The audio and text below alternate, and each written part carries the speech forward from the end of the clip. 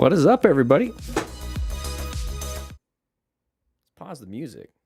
How's everybody doing today? What is up? What is up? There we go. We got it fixed now. What is up? So, we have a new live stream today. We're going to be going over some crashes, going over some close calls. We got 2 new Moto Stars videos today. How's everybody doing? How's everybody doing? Let's go ahead and double check and make sure everything's doing good here. Woo-wee. Looking pretty cold over there, Cartoon Weasel. The heck? Negative 24 degrees. Chilling like a villain, Bob Dylan on Pendleton. How are you doing?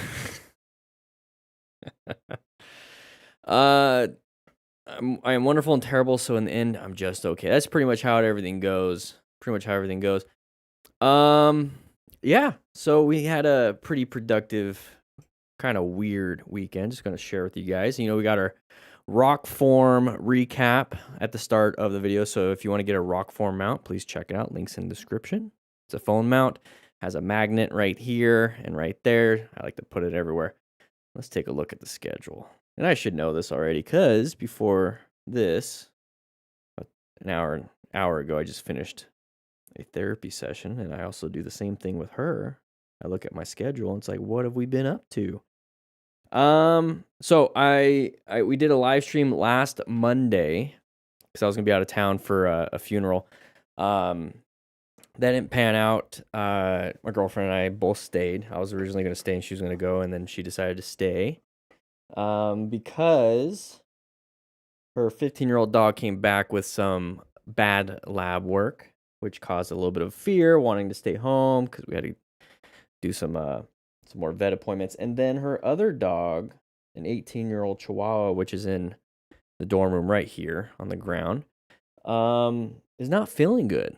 Not at all. Basically, at the end of the day, this Friday evening, we took her to the ER just because she's not eating, drinking, lethargic, all that stuff, vomiting, diarrhea, and all that. Kidney failure. Not good. Kidney failure. So we basically kind of doing end of life care. Losing a lot of weight in the past 2 weeks. Not wanting to eat or drink. Nauseous. So we have anti-nausea, Serenia, basically. And I do have an IV bag for fluid boluses if I need to give it to her for the most part.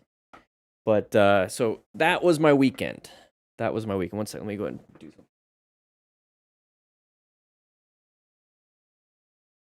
There we go. That was my weekend. So she's just hanging out with me today. We're hoping she'll make it another, I don't know, pretty much every day. We'll see. Not much we could do for her. It is what it is. It's not a good household thing. Girlfriend's been sleeping in the living room with her, basically. So overall, that's my weekend. But we all kind of go through grief and new life experiences and new life challenges and everything. So right now my girlfriend is going through grief.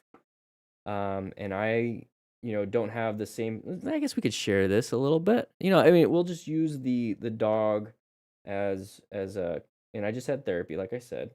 So we'll just use the dog as like an analogy, a metaphor, a parable, whatever you want to call it when it comes to grief.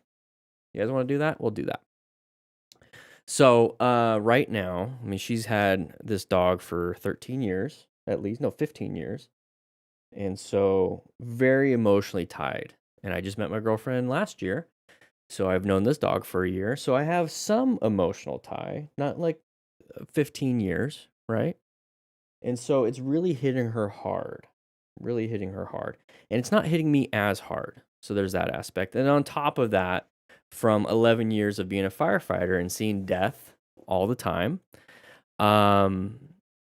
dealing with emergency situations and high chaos, high everything. There's many situations where I've done CPR and a family member screaming because they're going through grief, but I can't sit there and take the emotional brunt of what's actually happening, because I do feel it. I do feel that, and I see a person dying. It's not a good feeling, or technically dead, and I'm keeping them alive with CPR. I have to fall back on my training. I have to fall back on the navigation of active threats, for a part of plan if you really want to tie it fully. And so I have to be stoic. I have to compartmentalize. I have to do what my training says to do, or I have to do what is required of me in the moment, while everyone else gets to have a loss of emotional control in a very common area. That's an area that you should be able to. Road rage, no. Minor inconvenience, no. Loss of a loved one, yes. It's a very tough situation to manage. So, she's having her emotional reaction, and I'm having my version of an emotional reaction, but it's my job to handle the situation. So that's what I've been doing since basically Friday. I have been meeting up for vet appointments. I've been giving the IVs. I've been giving the subcutaneous injections.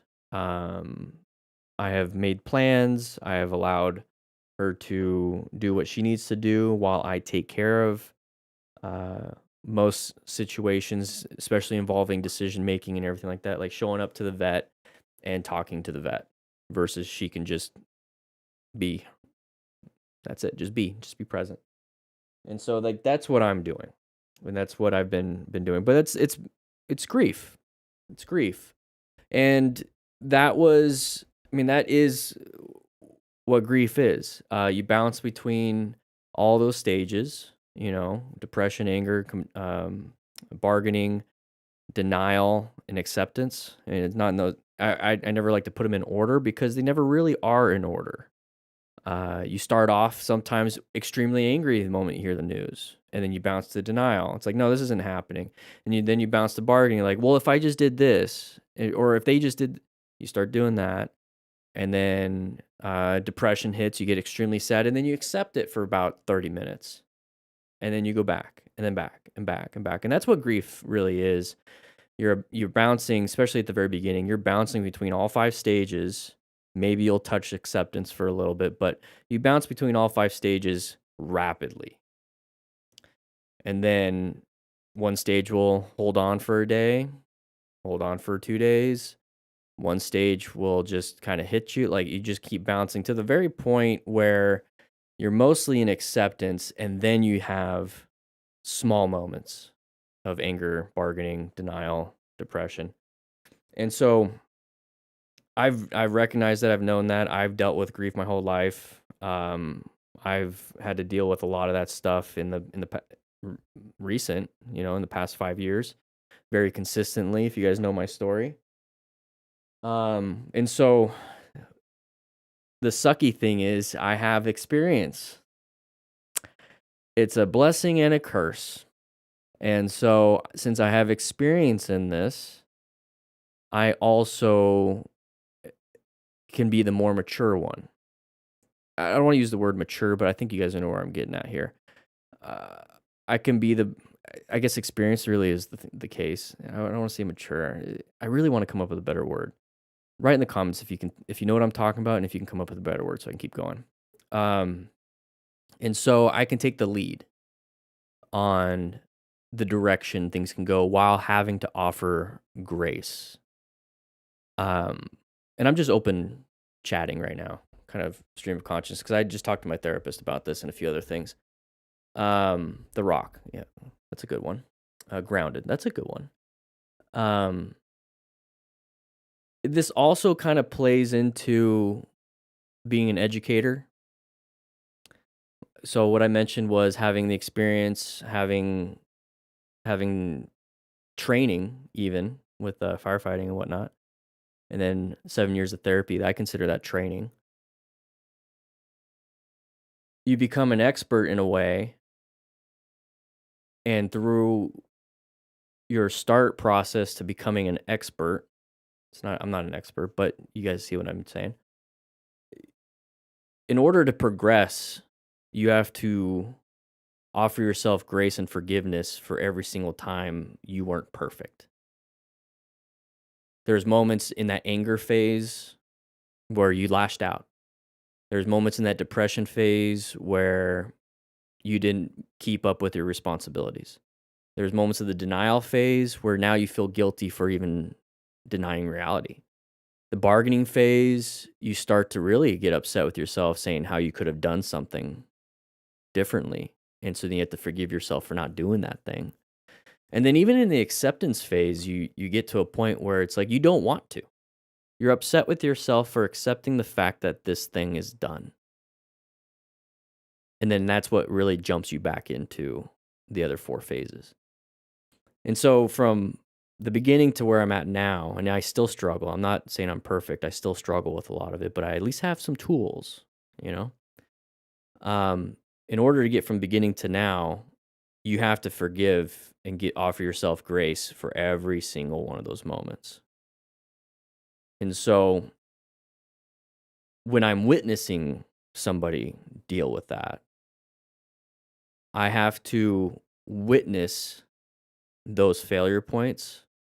And she's doing really well, by the way, for what it is. Like really good, way better than I have. The moments of failure, you must offer grace and forgiveness and then guidance if you're going to be that mature leader, grounded person. And that applies to coaching. That applies to education as a teacher. You're witnessing a student go through a learning process, and they're going to feel the same way. They're going to feel anger with themselves for failure. They're going to feel shame for failure. They're going to have a success, which is like acceptance. They're going to have a success, be excited, and then the moment they understand what's happening, they still don't believe they should be where they're at. And then they get back to having those other moments. And so as an educator, offering grace and forgiveness for these moments, not more shame, not more anger, not more whatever, you offer some guidance gently. Because it's a very vulnerable, gentle spot to be in as a student. And so that's a delicate thing to do. And everybody wants to be a coach. Everyone wants to be an educator. Everyone wants to be a leader because they see themselves having a ton of knowledge, wanting to share, but not the skill set to work with a student. Because it's one thing to know something. It's one thing to have the knowledge. It's one thing to know what to do. It's another thing to bring somebody up in a healthy way, without shame, without enabling an ego. So you have to be an example, for one, and that's tough in of itself because now you have your own version of learning. Every time you don't live to your own example that you want to be, you start shaming and being embarrassed. So you have to learn to forgive yourself and move on. And then you also have to be able to guide with your knowledge, with verbal and physical language. And that's a skill set of itself. It's not just knowing. It's not just living through the experience. It's actually being an example and having the skill set of a transfer of knowledge. And so while I'm dealing with, or not while we are dealing with a loss of, potentially a loss. I mean, it is what it is. It's life and death, you know. An 18-year-old Chihuahua dealing with kidney failure. She's going through her growth, and I'm going through mine. She's going through the growth of grief, of losing a companion of at least 15 years, to the moment she passes, and it's slowly now, the moment she passes, a new reality of no longer having that companion. So that's her growth moment. My growth moment is, how can I support this person through this transition? Because I've gone through, and I know she has too, but I've gone through traumatic and life-altering transitions of reality. And I've sought training therapy for 7+ years to understand it on a deep level. So there's the two growths there. And it's gonna be a tough situation for everybody involved. And so as the leader, as the person that has a lot of this knowledge, I guess, or just enough to get by,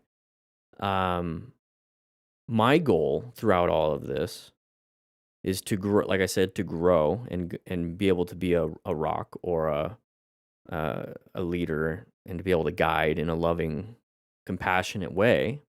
So there's my mission and vision, right? I said loving and compassionate. That's part of some virtues that I want to be able to portray in this season, this chapter. And then also to not, and this is where a lot of people fail, is to lose yourself. How you doing, Real Slenderman? Because it's very easy to lose yourself, like I said, during that depression phase. It's very easy to not keep up with your responsibilities. And so my job or my goal here is to take stock of what I have in terms of space and time and energy, and see where I can apply some stuff. And so I feel like I'm doing a good job. It's only been a weekend. I'm doing a good job, and on top of it, I'm able to keep up on top of work. I'm able to keep up on top of just basically everything, all my other goals. So now the idea is to maintain, but I do understand the next couple steps would be the moment her dog, Mia, passes, there's going to be a new challenge and a new challenge, and then it's going to be a new challenge on relearning that reality. So for the foreseeable future, and I'm going to be in that mindset. So part of what I'm trying to get at here is that I'm taking an active, an intentional approach to a life situation that is unexpected and life-altering in a way, right? When a lot of people can when a lot of people can have a life-altering event and take a passive approach to it and allow emotions to guide, can allow the external have an effect on behavior and guide that person's responses. So I'm actively trying and focusing and paying attention and staying in the zoned in on what is happening, and utilizing my skill set to navigate this whole situation. I'm not allowing myself to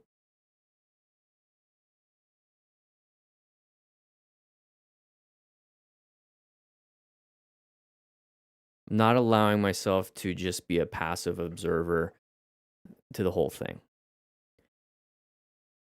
What does that sound like when it comes to motorcycle riding? So we talk about the plan method all the time. Position for safety, locate hazards, situations, assess relevant threats, navigate active threats when it comes to motorcycle riding. How are you going to locate a hazardous situation if you're not paying attention? How are you going to assess a relevant threat if you don't have an understanding of what a relevant threat is, of what can happen, what might happen? And how are you going to navigate an active threat when it comes into your life if you don't have training?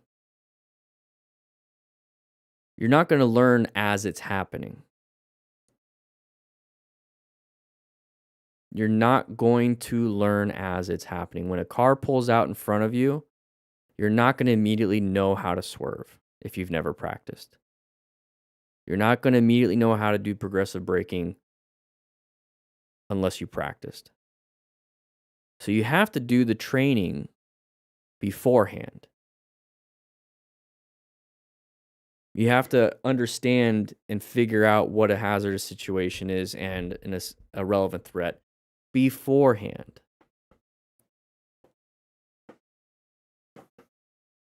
So when it comes to what we're doing here on this live stream and on this channel and on the Motorcycle Training Concepts channel, when I get more videos up there, we're at 40-something thousand subscribers, which is pretty cool. That'd be cool to have a second play button. We're training every day, and the same thing for working out. Same thing for any skill. We're training every day. We're putting into practice every day before something happens. We're not preparing for that. We're not training so that we can have something happen to us. We're training because something can and will happen to us at some point. And it's up to you at that point to be able to use your training. So this whole situation with the dog, with Mia passing away, basically hospice care at this point. If I didn't have 7 years of therapy or an intent on growing as a person, I would not be in this position right now to be, I think we put it in here, a rock grounded, a leader in a grief stricken chapter. I would not be where I'm at. So I wasn't training. I wasn't going to therapy. I wasn't doing all this stuff just for this moment.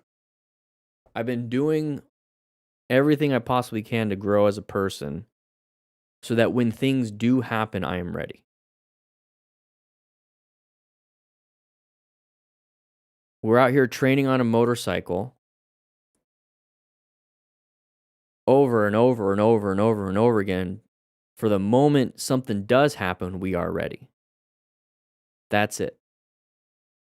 We're not doing the smart rider drills. I mean, I like to do them for time. We're not doing it for ego or bragging rights. We're doing it to see how controlled we are on the motorcycle. We're not taking classes like the Riding Smart book, or even if you just go to a course, just so that I can get a completion card. I'm doing it because I want these skills so that when something happens on the road, I have control over the bike and I have as much control over the situation as I possibly can.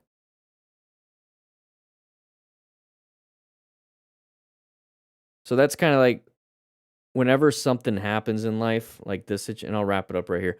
Whenever something like this happens in life, I like to give myself grace and gratitude. It's not even grace, really. I like to give myself gratitude and appreciation for all the hard work I have been doing up to this point to be able to be an asset, to be able to be a supportive boyfriend, to have the knowledge and and awareness of how to do subcutaneous fluid bolus.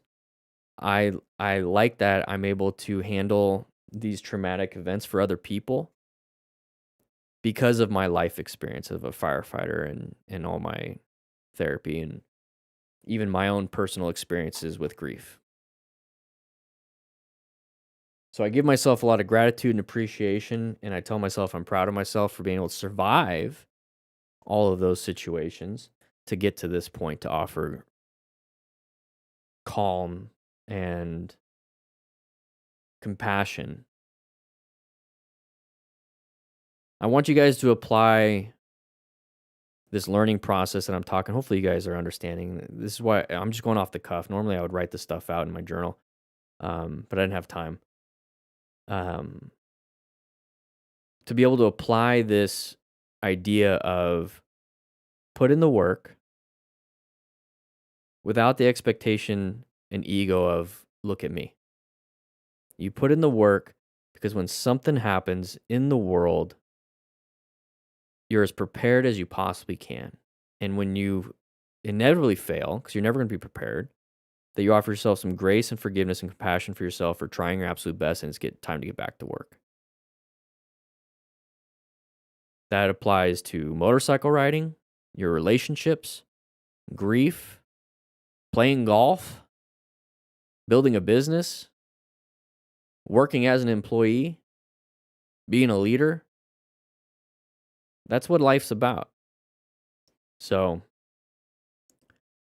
take every opportunity to learn.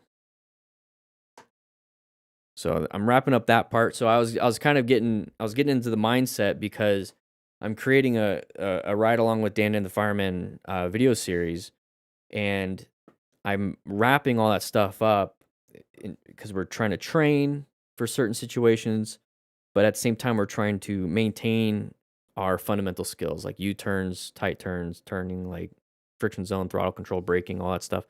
But it's like, how do you do that without going into a parking lot? At the same time, training in these common situations like riding in town, mountain, highway, at night, neighborhood, like a bunch of different little scenarios. And so I was building it out. And so we're riding in town. How do we practice our U-turns just riding in town without going to the parking lot? Well, we get to intersections. Why do we even have to learn how to do U-turn in the first place? Because we go to an intersection of the left-handed U-turn or left-handed turn, but we need to make a U-turn, so we make a U-turn in the intersection, around the median or whatever it is, to go the other way. So that's the whole point of learning how to do a U-turn. We don't learn how to do U-turns so we can just keep doing U-turns in a parking lot. We do U-turns in real life situations. So I was developing a lesson plan based on riding around town for 20 minutes and actually getting a ton of training done just for riding. And it's because you have to be intentional. You have to see every situation that you're ever in as a learning experience. Because that's how you grow. If you're just passive, you're not learning. You need to be intentional with your learning in order for it to really stick inside your prefrontal cortex. And so that's what I've been working on when it comes to that new series. And even now, I'm learning how to speak about my emotions. I'm learning how to speak about how to relay the knowledge that I have to you guys. And I'm not perfect at it. I'm already recognizing halfway through I'm talking and it sounds like I'm rambling. That's why I've said 3 or 4 times, does it make sense? You see what I mean? So every opportunity that you have, take it. You're not going to be good, but you're at least practicing and getting better. And I think a lot of people in this world don't take opportunities because they think they have to be perfect, so they lose out on the opportunity and they're stuck where they're at. And I think a lot of people stay stuck where they're at and they don't take these opportunities because in the past when they took opportunities and they failed, they were shamed, they were treated poorly, they were made to feel like they're dumb. And so it's like, I'd rather feel dumb internally than have somebody call me dumb. And I think that's why a lot of people are stuck. And I think that's why a lot of students or potential students don't become students because they don't want to take a class and look stupid. And so I've had that mindset for a very long time, that idea. And like I said earlier, as a leader, I have to be an example and I have to be able to distill my information enough to where somebody can understand it and offer grace and compassion while somebody's learning, right? So I'm being the example as best I can right now, sharing. I'm trying to distill my information as best I can for you, and then offer you guys compassion and grace and forgiveness for your failures. And so with that mindset, and that's how I absolutely try to live my life, and I fail at that. That mindset, and I'm not plugging the book, guys, but there is a 10% off if you want to go to the store. It's linked in the chat. That was the mindset behind this. this book. It's the mindset when I'm filming these videos that I'm trying my best to talk in a calm voice. You'll see it in the videos sometimes. And I think there's some of them in the Smart Writer drills, but in some of these videos, I actually say out loud, I'm literally by myself. Think about it. I'm by myself on the motorcycle with a camera in the middle of the street because I'm in a neighborhood street for most of this. And I say, good job. I say, good job. I'm like, amazing. Like, I'll say that into the camera or into the mic, but I'm by myself. So when I film and when I do these and I write these out, I have the mission, vision, values, and virtue statements. They're on the wall right here. And I try to embody them so I don't have to look at them all the time, but it's a good, reminder and refresher every now and then. Is that whenever I'm making something for you guys, I'm trying to be the example for it. I'm trying to offer you guys compassion for any failures you have, and even though I can't see you, I say good job. I celebrate your successes even though I can't see them. And then I try my best to distill that information as best as possible. So every video, every book, I got 3 books. That's how I want to teach. And I think you guys have recognized that. And I think you guys have seen some other coaches, other motorcycle coaches on YouTube, how they speak. Get it done. Why can't you get it? Shouldn't ride if you can't figure it out.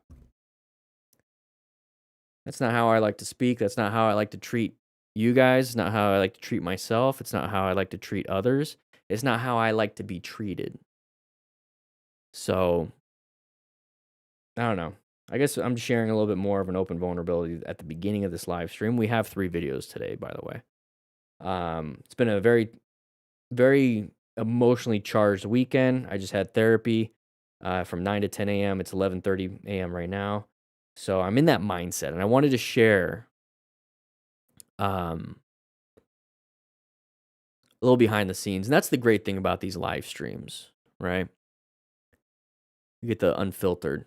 But I do feel like this is a big part of motorcycle training because it's a human thing. And so I posted a safety checklist. If you guys see that on Instagram, it's the safety checklist, and I posted the video. And the first one was state of mind. Okay, it's a checklist that you wanted. It's a rider checklist, not necessarily a motorcycle checklist, like T-clocks from the MSF. It's a rider checklist. And the first one is state of mind. And I think a lot of people struggle with state of mind. A lot of people struggle. Hey, doing Horvac? Seen you a while. I have had my first aid course last week. Oh, nice. Congrats. I think a lot of people struggle with state of mind. I know I did. And that can get you in trouble when you get on a motorcycle or any heavy machinery, right? But it can also get you in trouble when it comes to relationships. It can get you in trouble when it comes to learning. It can get you in trouble when it comes to discipline. It can get you in trouble when it comes to anything that you do in life. It's like, what is your state of mind? That's why I made the safety checklist. That's why I made rescue. That's why I made plan. So it's how else am I supposed to teach that if I don't share my own state of mind and how I handle that state of mind? Because right now I'm handling my state of mind with you guys, so I appreciate you guys. Before I have to turn on, hey everybody, this is Dan the Fireman. Before I turn on Dan the Fireman, I have to do a transition from Daniel, personal life, to boop, record. You know what I mean? And a lot of people don't show that. A lot of people don't show that. But that's reality. You guys do that from you're at home Let's say you had a bad night, you woke up in the morning, you have to go to work.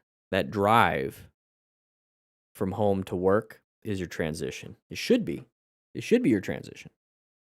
Because now you need to perform at work, but you can't be bringing your personal. And then same thing, from work to home. If you had a bad day at work, so I'm thinking firefighter, right? Bad day at work, that drive from work to home, it should be a focused intent of transition from that identity to now your identity from or at home. You know, whatever that is.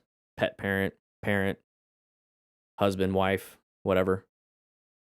Caregiver to an elderly, your mom or dad's at home. Got to transition. That's what everyone does subconsciously. And that's what everyone does. Like my work is same thing. Transition, boom, to here. That's why I like doing the rock form recap with you guys. I call it the rock. I don't know why I call it. You guys said that. It's just basically like what has been up to, what I've been up to this past week, right? That's my transition. That's why we chat for a while. It's been 45 minutes, about 35 minutes because I did 10-minute intro. So about 30 minutes, 45 minutes, we chat for a little bit at the beginning. That's for me. That's for me. A little selfish there, but it's for me. Right? Because then we can head in the classroom and it's time to go and do our thing. I also don't want to spend too much time chatting here because then my voice starts going away after the second video. So I'm already starting to transition. So I'm going to be, like I said, it was a selfish thing for me to do to be able to share some of that stuff. I'm learning myself when it comes to everything. If you guys are joining in late, once this video goes live, or you can, restart it. I think it's a DVR on here too if you want to check it out. Just personal stuff. But yeah, it's a little selfish for me to share it, but at the same time, I could be thankful for you guys for listening. So there's what I'm at. The Smart Rider crew, just a little. Let's go ahead and do a quick flip. We have the Smart Rider crew. You can join up if you want. It's $5 a month. You get access to quite a bit. This is for the premium members, which is $49 a year, or you can just be a regular member and pay $50. But you get all the courses, Writing Smart, all the chapters. Same thing with the Smart Writer drills. You get all that stuff. We got a bunch of members, bunch of people chatting. Make sure you guys join up, hang out with us. It shows that we have a live stream, but we do have, and this is where I'm pointing out, is that we do have a crew online meetup tomorrow at 11 a.m. Okay.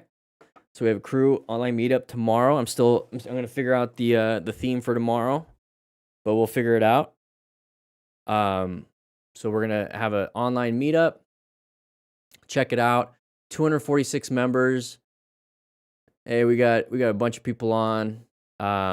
Post your stuff, hang out, meet each other, general discussion. You can post your crashes and close calls. So please do so. I will do a review of them. I need to go ahead and do these reviews. I'll probably do them tomorrow. I'll do these reviews tomorrow. I'll take a look at them during the live stream for them. So check it out.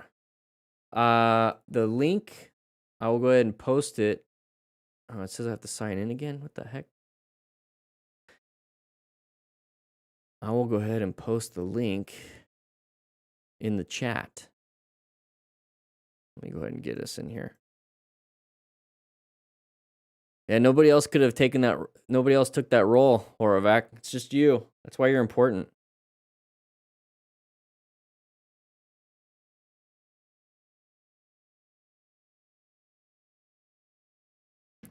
Let's go ahead. I'll post the link so you guys can join the crew.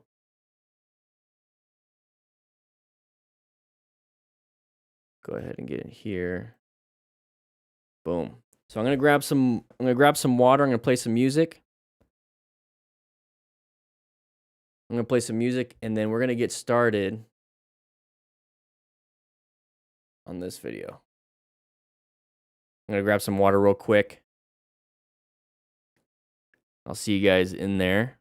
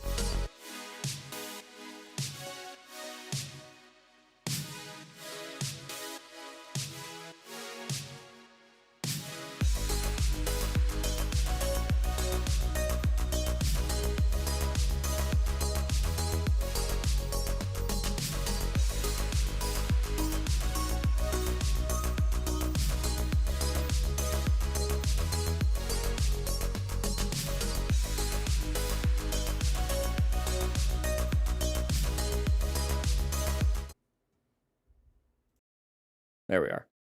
All right. We're going to get started. You guys know what's up. We got pizzas again today. Had some Costco pizza. I had like I said last week, did a safety team meeting at my church. And I'm going to turn that down just a little bit. When they had Costco pizza, I taught an AED class for them. All right, guys, we have some stuff to do today. Let's go ahead and make sure everything's situated here.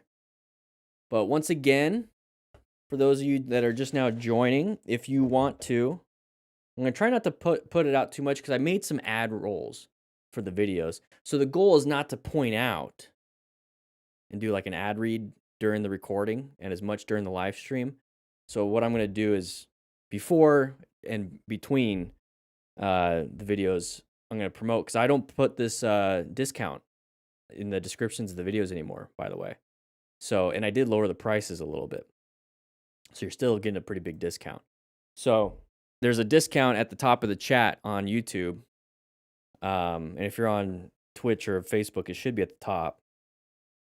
It's a 10% off discount for any of the books. So right now the rescue booklet is sold out. I have 250 more coming in. It should be here before Valentine's Day. So we'll just go ahead and put that aside. But 10% off of the books or anything on the store right now with using code DanDan10. So if you want to learn how to ride a motorcycle, like you have the motorcycle, you want to learn how to ride a motorcycle, here you go. Go ahead and grab this book. This is going to take you from zero to getting your license and a bunch of extra stuff. And then this right here, if you want to practice in a parking lot and really become amazing with your motorcycle, bunch of cone drills. You set the cones up once and you don't have to change them. That's the cool thing. A lot of cone drill stuff, you have to keep moving the cones. I designed this to where you only set up the cones once, and I show you how to set up the cones. There's video QR codes on the bottom for every single page. So I show you how to do it, but I show you how to set up the cones without a measuring tape. And you set it up once, 10 cones. I sell a cone kit, but you can just do 5 tennis balls cut in half. That works perfectly fine. But yeah, 10% off. Link in the chat. Just use the discount code DanDan10, and you'll get 10% off. And what I didn't put it on the store, but what I've been doing is that even if you get the Smart Rider drills, I've been including the rescue card. If you've been getting Riding Smart, I've been including the rescue card. Before they sold out, if you got the rescue booklet, I already gave you the rescue card.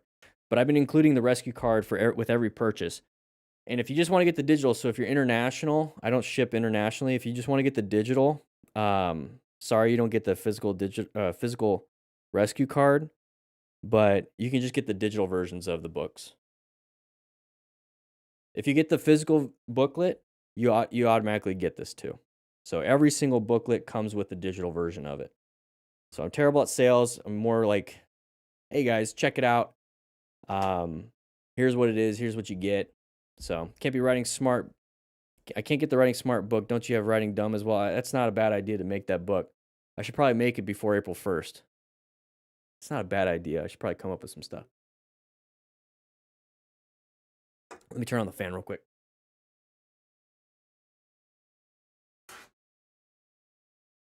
But those of you that have ordered, I got to ship them out anyways. So I'm shipping out today.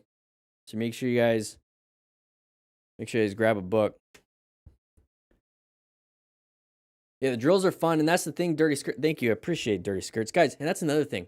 If you guys want to go to my store and leave a review, that'd be awesome. When it comes to the Smart Writer drills, talked about this last Wednesday. I think it was Wednesday. Last Wednesday's crew meeting is that I want to be launching the Smart Writer games again, but it's going to be for crew members only. The Smart Writer games. So the Smart Writer games is going to be 4 drills that I handpick out of here, and you have a month to complete all 4 drills for the fastest time you can. You're going to record it. I'll show you how to record it and whatnot. But we're going to host the Smart Writer games, and it's going to have a leaderboard and everything. So I'm going to pick 4 drills out of here, and we're just going to go through the Smart Writer games and compete against each other for the fastest time in the Smart Writer crew. And yeah, I'm going to come up with prizes. Last year when I did it, the prize was a Smart Writer drill booklet and a DA from Crew challenge coin. So I might come up with new challenge coins if we get enough members to participate. So I'll get some new challenge coins, maybe some medals. But these are fun. These are great to do with other people. So you set it up, share the PDF. Like you buy the PDF, just go ahead and share it with your friend so he has it too on his handlebars. He doesn't have to buy it himself. But compete against each other for the best times. And I have my times on the bottom. So try to beat my time if you don't have anybody else to compete against. And this is great for motorcycle clubs. Like I just said, Smart Writer games, right? This is great for motorcycle clubs to get together if you have a parking lot, compete against each other for bragging rights, whatever you guys want to do. But that was the idea behind this, on top of getting better on your motorcycle. And so I developed a core curriculum basically for motorcycle clubs. And I was like, why didn't I make my own motorcycle club? So I made my own motorcycle club, the Smart Writer crew. Like I said, links in the description, links at the beginning of at the top of the chat. It's a $5 a month or $49 a year, so it's cheaper that way. But you get access to all this stuff, the digital versions of all this stuff, and the goal is that we're going to compete against each other. The goal is we're going to compete against each other. We're going to have fun event games. We're going to be able to share our. And so if you don't even know how to ride and you want to be a part of a motorcycle club that will teach you how to ride, you got the book right here. Same thing, you get access to this in the Smart Writer crew. And you want to learn how to, and I want to be able to teach everybody if we do group rides and one of your group riding buddies crashes, what to do after a crash. What to do after a crash. And that's the whole point of this. So these are great resources for any motorcycle club. So if you're a part of a motorcycle club, get some of that stuff. At least the drills. I think that'd be a fun event for your motorcycle club. But we have our own. We have our own motorcycle club, Smart Writer Crew. So make sure you join. Like, guys, it's Patreon is a lot of people do Patreon. So think of it as like a Patreon. You're helping support what we do here. And on top of it, you get access to an amazing community. Like I said, you get access to an amazing community, bunch of people that are chatting, 246 of us in here. You get a cool phone app. That's the cool thing is you get, this is the reason why I switched this, because Patreon doesn't have any of this stuff. And then my other website doesn't have any of this stuff. But you have a school app. That's the brand name. Same thing. Same thing. And you get access. And the cool thing is the classroom. So I'm going to the classroom. Let's say you want to do the Smart Writer drills. Okay, this is what it looks like. So I'm doing the glide drill. Boop. On your handlebars, right there, you have the drill. And you have the video of me doing it. So you get a lot of access, a lot of things better than Patreon. You get a bunch of stuff, and you get to chat with other smart writers. $5 a month. Check it out. $5 a month. If we get, I should set up a goal. If we get 100 members, I will come up with our own challenge coin. I think that's what I'll do. I will develop our own Smart Rider crew. This is the Dan the Fireman DDFM crew. Okay. I'm going to come up with the Smart Rider crew challenge coin.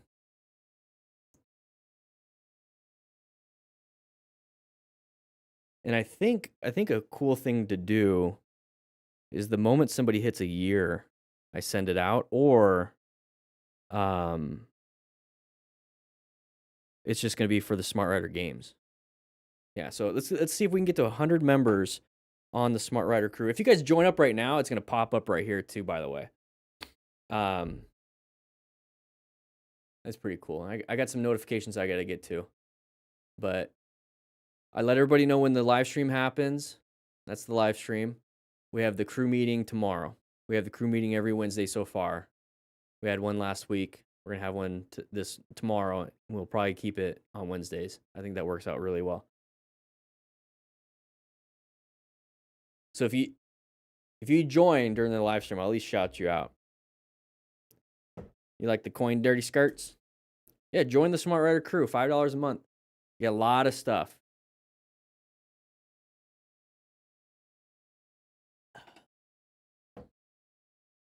Check it out. We wants it, we needs it. All right, here we go, guys. We're going to get started. That's what you guys are here for. We're an hour into the live stream. We're into the live class. Make sure you guys grab yourself a slice of pizza. Let's go ahead and bring everything closer. So I can touch these buttons. Little hobbits. You get a lot of stuff. A lot of stuff. Little hobbits. All right. Here we go. We got to put on Dan and the Fireman. We're going to hit the record button.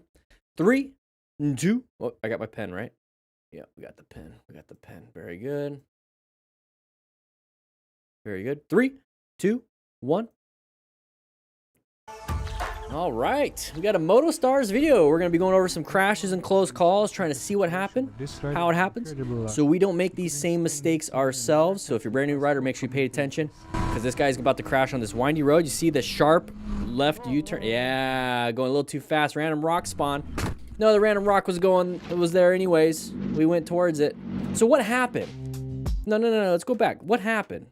How did we get to this point? Remember I was saying we're watching this video to figure out what happened here. Okay, so we're going 80, 83, 85, 87 miles per hour. You can see that, right? 87 miles per hour. Second gar. But here's the thing. When we're out in the mountains, right, we're planning our ride. We're going to be going over the plan method. Hey, we have a new member in the Smart Rider crew. Make sure you guys click that join button. That's DDFM crew. Let me rephrase that. Let's go ahead and edit this part out. Make sure you go to the Smart Rider crew. It is our online motorcycle community. Check it out. We just heard that noise. Somebody just joined in. All right, so what we have here is that we have signage. Okay, we have signage. Now, part of planning our ride is locating hazardous situations, okay? So the corners and intersections are hazardous situations. Assessing relevant threats. Look at the sign. The sign is a relevant threat possible coming up. You know, you don't know. So we have to read the sign first. So let's go and take a look at what the sign says. Okay, so let's go back here. Right, I think it says 40. It's super blurry, but we have little squiggles. That means we're having some fun up ahead, right? But it's probably recommending 40. I'm going to guess that. Maybe 35, right? We're going 82. So we're pretty much going to be the active threat here with our speed, okay? That's not good. So this one, maybe we were able to handle that, right? Maybe. But then we got here, recommended 35 for this really sharp U-turn of a turn. And we're going 73, okay? So we need to slow down. First, we have the squiggles coming up ahead, so we need to be able to navigate that. And then we have that thing up ahead. Then we need to navigate that. So let's take it a little bit slower, especially for a new rider. Okay, even supposedly experienced, right? Where we have the whole camera and everything. We spent a lot of money on a camera and a big bike. So we come up to here, we make a turn. We failed immediately. We slammed the brakes. We went down to 55. We panicked. Okay, so already we're screwed up. Thankfully, we did not hit that truck. That's a death right there. Very lucky. But you notice how we are not even prepared. We're not even ready. We're just speeding. So what can we learn from this, everybody? Slow it down.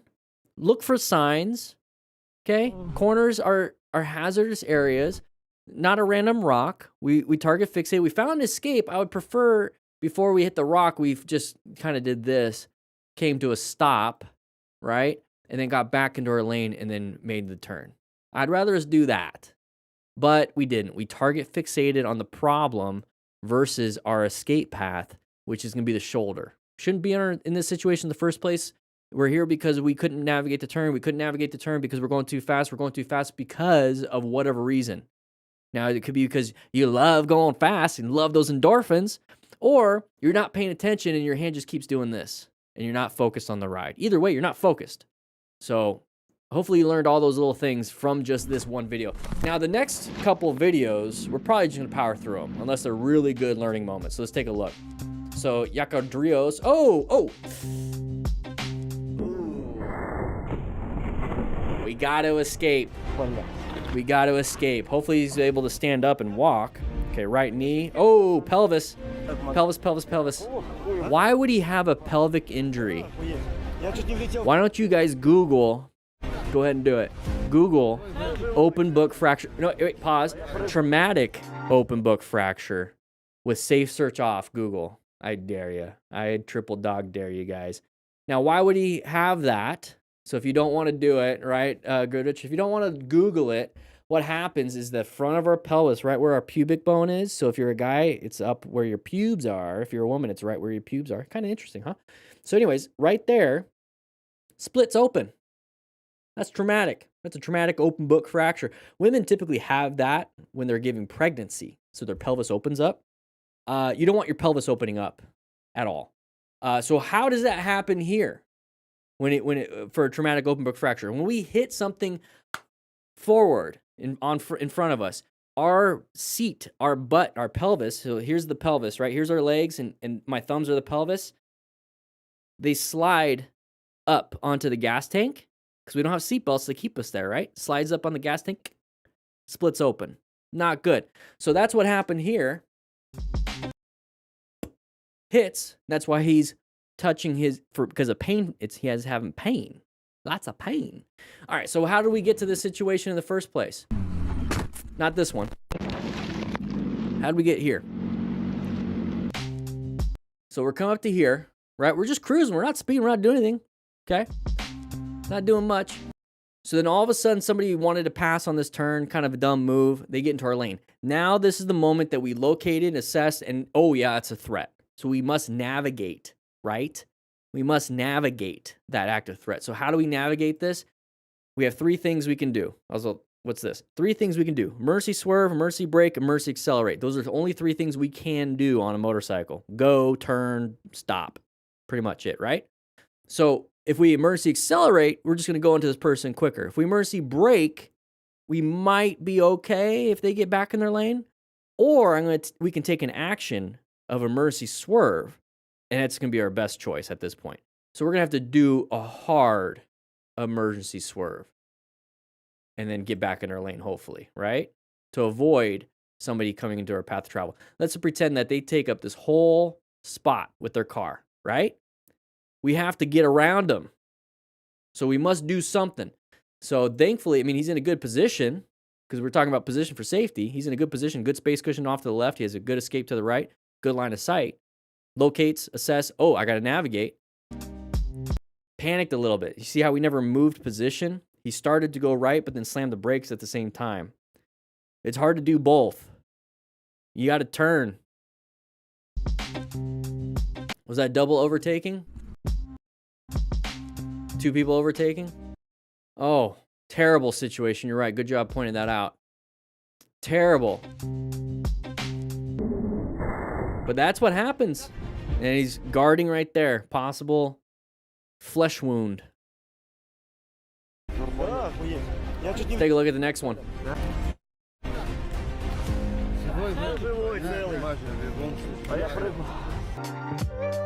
Getting her knee down, buddy. Yeah, boy. Elbow down. Very nice. Okay, high skill.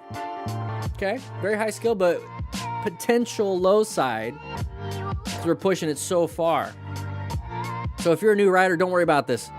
Oh, One sec. Sometimes all it takes is a small object in the road or a slight change in conditions. That is why you should always ride carefully and look out not only for yourself, but also your fellow riders. Yeah. We just lost traction because we pushed the bike a little too far. There's only so much a bike can do. That's the thing with this kind of mentality of, you know, small object in the road and a slight change in conditions. Yeah, that can be a possibility. But let's think real quick. Your bike is not perfect. You're not always going to have traction because your bike is just, it's designed to have traction. It's just not going to be perfect. There's limitations to everything you do in life. There's limitations to your body when it comes to strength training. You can't just throw up 405 pounds on a bench press if you can only do 135. You're not going to be able to do it. Same thing with a motorcycle. You're going to push your motorcycle, even if it's an amazing machine, there's always a limit. So if you push the motorcycle to its limits, it's not going to be able to function. So don't push it past the limits. It's okay to find out where that limit is, but then don't go past it.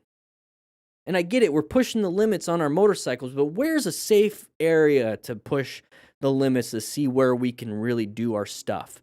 Especially for high-speed maneuvers like this. What does this look like? It looks like a track day. So push your limits at a track day. Why? Because you're not going to have a guardrail to get stuck under. You're not going to have a guardrail. You're going to have a runoff of grass or gravel or dirt or whatever. You're not going to have a guardrail where you're going to snap your leg underneath it. So push the limits in a less risky environment. Okay? You're not going to be able to bend that. Oh. Getting lucky there. Those things are really stiff. You'd be surprised. All right, here we go. Wear some gear, everybody. As smart riders, we require and use personal protective equipment. We have somebody that navigates that. This person did not navigate that. High impact. That person's just going to run. What are you doing? What are you doing? Stop. Dude's going to take off. Run up to the car. Get your camera to check the license plate, and then get to your buddy and rescue him as best as you possibly can. With every book on the store, if you order the physical book, I give you a rescue card. Let's go back just a little bit here. He's not doing well. Not doing well. That was a high impact. Tried his absolute best to navigate. This person's probably doing, these are idiot drivers, right? This person right here was parked right here probably because they were going to, maybe they're parked right here. They missed their turn. They missed their turn. So they park right here and they're going to do an illegal turn. You're an idiot driver. Just go to the next one and come back. You added 2 minutes. Now you're adding damage and possibly death to people. So anyways, he's doing this. The first person's trying to navigate. He's trying to navigate. Guys, something that I've read and something that makes a lot of sense and something that it's very easy to follow is that if you see a car doing this and they're going this way, aim for the escape that's closest to their taillight. Because it's going to be difficult for them to put it in park or to stop and then put it in reverse. They're gonna do the easiest thing they possibly can, which is just to go the direction they're already going. So if you're aiming for the escape, you see how it intersects versus behind him? So that's why you have to practice really hard swerves. He's picking the least amount of effort for the path, which is just like a very quick, easy left swerve, when the best option is a very hard swerve to the right. So overall, it sucks.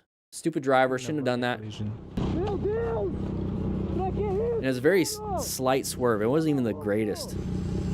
So practice your swerves, everybody. Okay, we got some books. We got some books in the store that will teach how to do your swerves, how to do some really fun smart rider drills. He's in a lot of pain. This is where you need to get to the hospital. All right, here we go. We're going to go ahead and lane split. Oh, what was that kind of pattern, everybody? When we locate hazardous situations and assess relevant threats. What pattern was that? Couldn't even tell, right? It was very quick. Right in the you guys are the best. We got a lot of great members here in the Smart Rider crew. Grab a slice of pizza, Elad. We have a lot of good members here. So here we go. Right? Good, Rich, Colin. Love seeing you guys in here.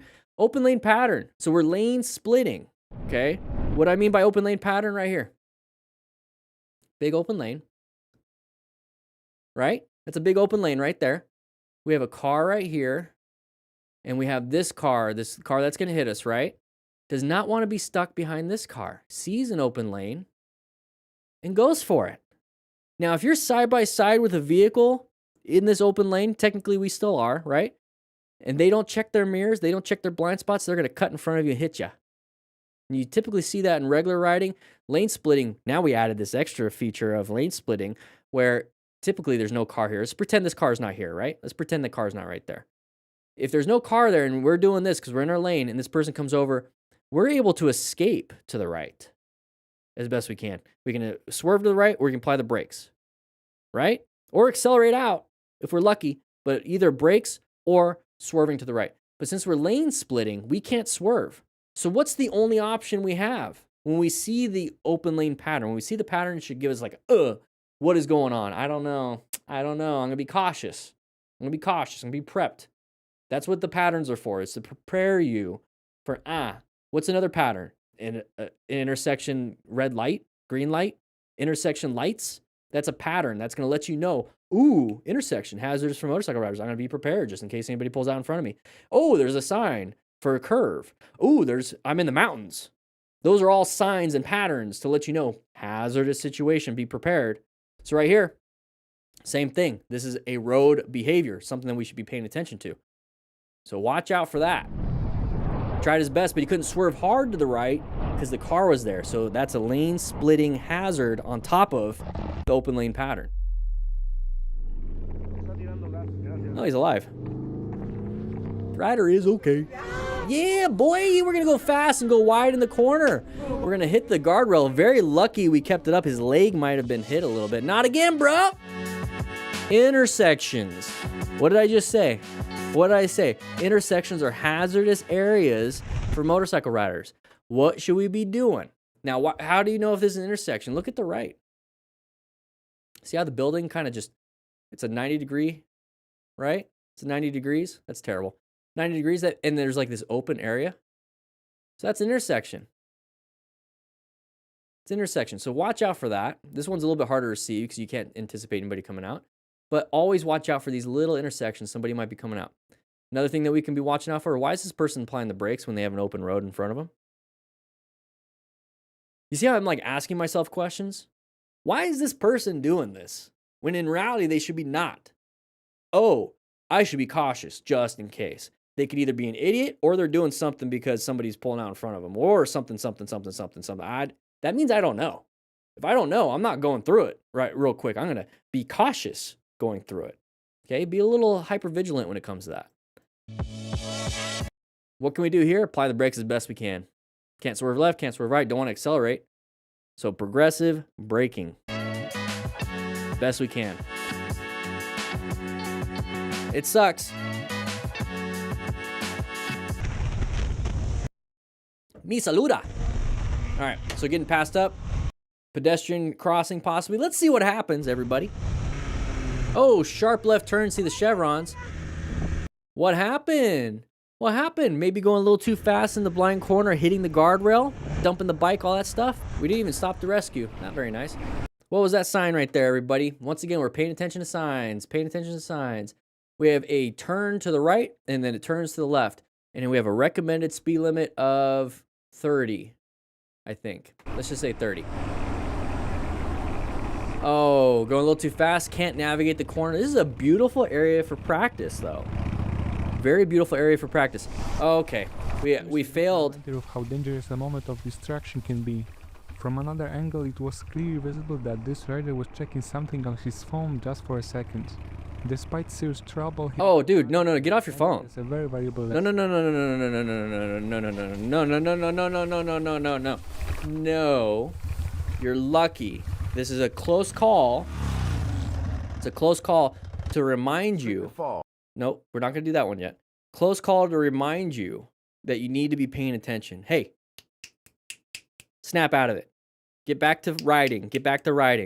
So right here, Of how dangerous a let's get to the other view. From another angle, it was clearly visible. So right here, we were going too fast for this first corner, and we got very lucky. So treat that double yellow as a guardrail. It's a guardrail. So this is it's a right-handed turn, so he's going wide left.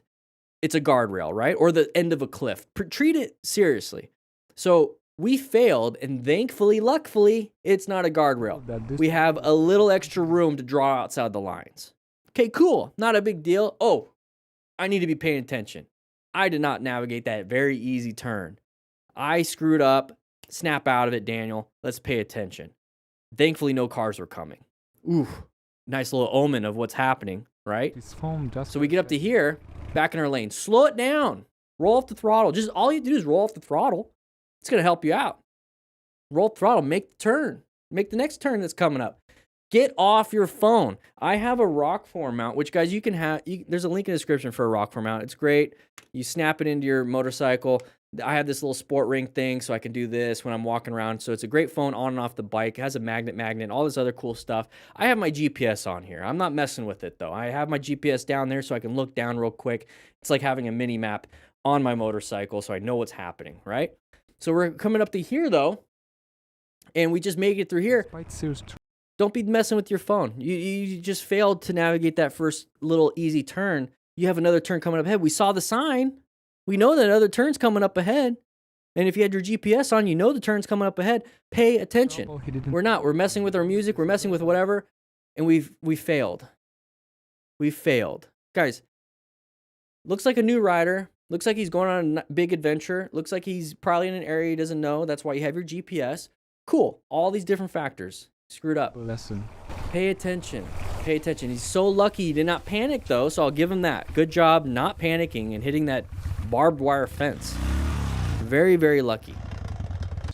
Slip and fall. So real quick, great point. Messing with the music, messing with the turn. So if you do want to change your song, if like you don't like this song, maybe it's Sabrina Carpenter or something.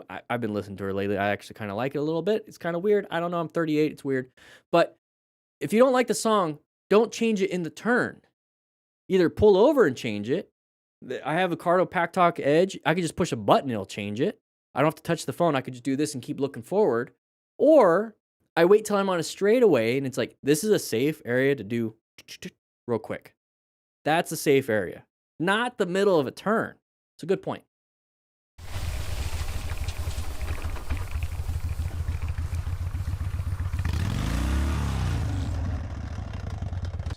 Slip and fall. Slip and fall. Oh, sideswiped. Took out the legs. One sec. Who's this? Who dat? Oh, pimp down, pimp in the scratch. Chick took him out. Yeah, damn it. Always taking out the legs, making a man fall down. Jeez. All right, here we go. Oh, side of the vehicle. We just target fixated on the wrong thing. Target fixate on the wrong thing. We talk about target fixation all the time. People like to say target fixation is a problem. Target fixation is a tool. It's a tool. It is your focal vision. Target fixation, all it means is your focal vision. Stare at my finger. Stare at it.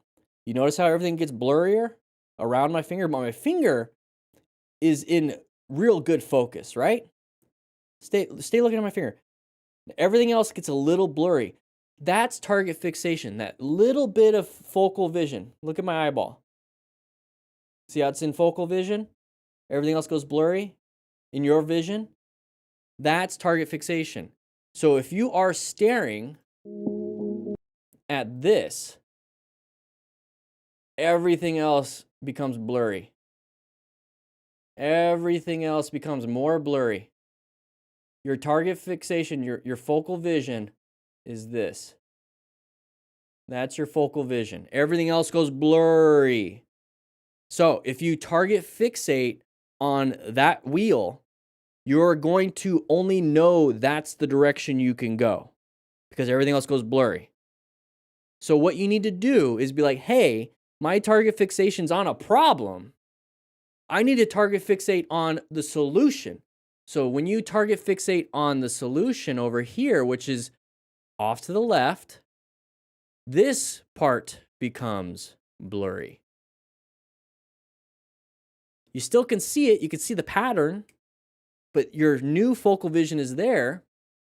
And so what you need to do is instead of going straight to this one, when you look over here, you realize my action that I need to take is this one. So don't do this one. This one involves a swerve. This is a swerve. So when you move your eyeballs from the problem to the solution, you have to do a new thing. That is a good indicator of I need to do a new thing. And what's the new thing? One of the 3 things we can do: mercy brake, mercy swerve, mercy accelerate. We now need to swerve. Swerve. So your focal vision tells you what to do. Now you must do. Simple as that. Now, how do we know what to do in the first place? Keep watching this channel. Subscribe. Join the Smart Rider crew. Links in description for that. $5 a month. I'll go over your crashes and close calls. And we do weekly crew meetups. How do we know what to do? So now it's all in focus, right? This right here is called a side of the vehicle pattern. If you see a side of a vehicle in your lane, that means it's doing this, and you're going to do this. That means it's an intersection in some form, right? This is the back of a vehicle. This is the back of a vehicle. A little bit side because we're side by side. This is the front of a vehicle. If you see a front of the vehicle in your lane, that's not a good thing. It's a head-on collision. You should only be seeing the backs of vehicles. But if you see the side of the vehicle or the front of the vehicle in your lane, you have to do something. You have to do something. See how he just kept going straight into the wheel? Could have kept going. We could have went left. Could have went left. Could have done something. Who knows? If the car kept going and then we hit, okay, at least you did something. But this right here, we could have done something. Do something. Don't freeze. Don't freeze. What do we do in stressful situations? Freeze, flight, fawn. What's the other one? What's the 4th one? Write in the comments. This one was a freeze. We need to fight to get out. Flip? No. All right. 90, 70. Whoa, quick. Whoa, blur. We got blur. Is this AI? Is this AI? Getting all crazy. How would he... Okay, what happened here? Let's take a look. Either there was a rock, a road surface hazard that caused the front end to dive, or let's see if what his hand does. Can we see what the hand did? Take a look at the right hand, because typically what happens with that is I had to layer down or we hit a rock, especially if we crash in a straight line. So if we slam that front brake, probably locked up the front tire, lost traction, fell down. Let's take a look. Look at the right hand. Just stare at the right hand. Stare at the right hand. Nope. Right hand did not reach for that front brake. So either a rock, which the camera is all blurry, or there's a third option. He accelerated so hard that rear tire spun, lost traction, and slid, and he fell down. Or, right, mechanical failure. So his chain might have snapped or locked up the rear. There's so much involved. This is why we need to be paying attention, wear gear just in case. You see how we can't solve for everything? So if we wear full gear, maybe we'll mitigate as much injury to us as possible.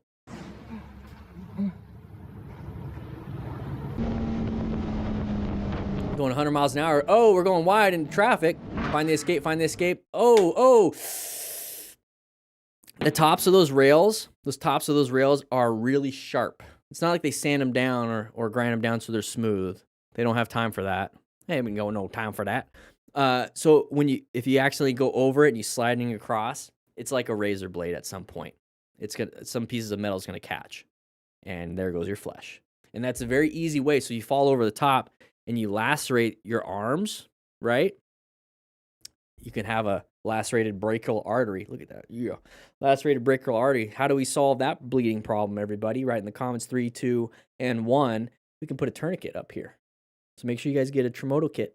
Make sure you guys get a kit, some type of trauma kit, so you can put a tourniquet up there if you can. All right.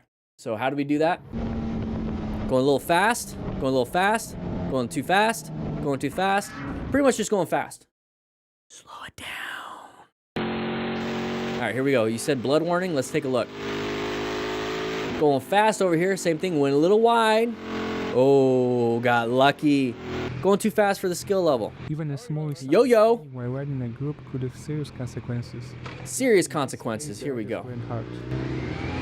Oh, not paying attention. Oh. Lucky. Don't be passing each other.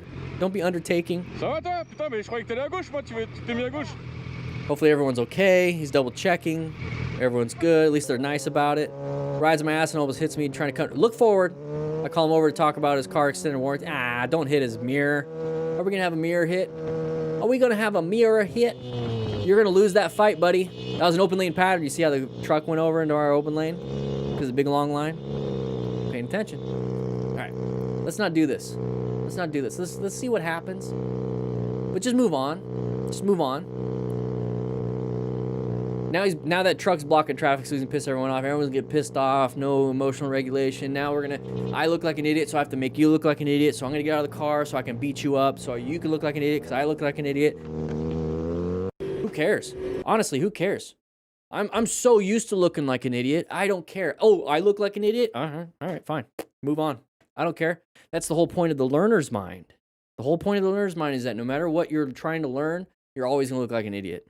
And I like learning, so I have to get used to looking like an idiot when I'm learning something new. I have to get used to looking like an idiot when I mess up these presentations here at the Smart Rider Crew. So make sure you grab a slice of pizza.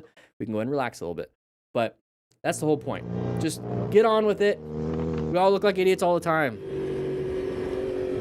There's the GPS. That's what I have my motorcycle GPS on my Rockford mount for that reason, so I know what's happening. We're going to get speed wobbles. Speeding up pretty fast. Oh, he's looking down. What do we have? What do we have? Mechanical? Oh, his chain. So he lost power probably. It's like, why am I not going when I give it power? That's weird. Thankfully, it snapped and released completely. Because if it got locked up in his wheel, done. So if you're going to have a chain snap, that's probably the best situation. Okay? So make sure you maintain your chains, lube them up, clean them up every now and then, especially after like they get dirty, all this stuff, which reminds me I need to go ahead and lube up my chain. I got to change my oil on my motorcycle because if you accelerate too hard and it's too tight, not lubed up, it can snap. All right, here we go. There was a sign there. I didn't see what it says, but we have an intersection possibly coming up. There's another sign there. What do we got here? We're going too fast. What are we doing? Oh, lucky idiot. All right, here we go. Snow, loss of traction possibly. There it is. Yeah, loss of traction. That sucks. That sucks. So how do we navigate that? So those of you that ride in the snow, I don't ride in the snow. We don't have very much here in Arizona, Tucson, Arizona specifically. So I always anticipate that, or not anticipate, I always relate it to gravel because I have a lot of gravel. There's a lot of dirt here. So it's a loss of traction. Now, ice is different than gravel and dirt, but loss of traction. So what I do when it comes to gravel, and I'm assuming you do this with snow, is that you try your best to make it not a sharp turn when there's loss of traction possibility with these regular road tires. You try your best to make it very simple, very simple, very simple, straight as best you possibly can. And then when you get to the road that doesn't have snow or dirt or gravel, then you make your turn. Okay? That's what I do when it comes to gravel. Write in the comments if that's what you do for snow. I'm assuming that's what you do. That's what I would be doing. And that's a tight turn from a stop, basically. So practice that. And also don't slam the front brake. That's another thing. You don't slam the front brake on gravel. You use a lot of rear brake. And you learn that as an off-road guy. All right, we got drunk women. Like an ordinary Mickey D's. the road could have ended. It's not Waffle House. This rider. It What do we got here? Because of an oncoming driver who forced the right Oh, oncoming driver. Jesus Ooh, Christ. yeah, good job with the emergency braking. You guys, you see all the little patterns, all the little things that we could have kind of anticipated? We have a line of sight issue with that vehicle when this vehicle comes up, right? So we all anticipate, here's the assumption. We all anticipate to go forward, no problems. So if anything other than everyone going forward happens, something's up, right? because of an oncoming driver who forced the right of way. Why would that person slam the brakes? We're all supposed to be going forward. This is why it's important to pay attention to your surroundings, right, my motto? We should be paying attention to our surroundings, not just looking forward. We assume we can go forward because green means go for everyone, Green means you can go when it's clear to. That's what it means to me. So we're going forward. Why is he stopped? I'm going to be cautious. That's why. Jesus Christ. So good job with the brakes, though. Good job. We weren't going super fast, so it was much easier to do that. Christ. And the girls had to run to your right because the guy cutting into the crosswalk. Here we go. Snowy roads. Watch out for the ice. Ice. Don't be so close to it. You got plenty of road. Got plenty of road. Oh, jeez. You okay? You just wanted to touch the ice, though. We all had those intrusive thoughts. I'm going to skid my foot across the ice. Yeah, I mean, it's a little slippery. Having some fun. But yeah, plenty of road to the other side. No traffic. Oh, open lane pattern. Didn't want to be stuck behind that person, right? Good job with the swerve. Good job. Good job. Little pucker factor. He doesn't even want to give him... All right. Hazardous area. Visibility and wet road and a truck coming out. Good job with the brakes in this hazardous area. So good job. All right, here we go. Vegas Manji. Here we go. Here we go. Okay, somebody coming out. Good job slowing it down, locating this hazardous situation. Moving on. Vegas Manjay. There we go. He's in Vegas probably. All right, so open lane pattern for us. We probably want to switch over. This person wants to switch over. Let him in, go to the new lane, or roll off the throttle, let him in, you know. Oh, side of the vehicle. Side of the vehicle. Not a big deal. They went wide enough. Maybe they shouldn't have went, but you saw it ahead of time. Good job. All right, Frosty 96. Oh, there he is. Oh, it looks like we have an idiot driver cutting us off. Yeah. Let the idiot be in front, especially if you have a passenger, you're responsible for their safety too. Let the idiot be in front of you. All right, here we go. Sides of the vehicles all over the place. We're going to lane split. Oh, had to lay her down. Why did we do that? Why did we do that? You see how the rear tire, look at the spokes on the rear tire. Look at the spokes on the rear tire. Let's go ahead and do this. I'm rewinding it. Look at the spokes on the rear tire. They didn't move. He locked up that rear tire. Slammed the rear brake. And then he finally slammed the front brake. So that rear tire, since it's not moving, it's sliding. And so it's not, if it's not rotating, it's not able to have balance. It needs to rotate to have balance. So it's sliding. So now that the rear tire is sliding, the moment he applies that front brake hard and that starts to, and that locks up, now both front end and back end are sliding. Okay? So if you lock up the rear tire, what should you be doing? 3, 2, 1, release it. And reapply. Try not to lock up that rear tire. Had to lay her down. We panicked. We panicked. Hi. What's up, doggy? Hi. Oh, cute little dog. All right, here we go. DFW Night Fury. Somebody cuts in front of them. Not a big deal. We're going to go ahead and do this. Don't punch the mirror. No reason to get angry when they know they at fault. They know they at fault. They know they at fault. Yeah, I mean, just, it is what it is. It is what it is. This is a great opportunity to manage your anger. Every opportunity you have, take it.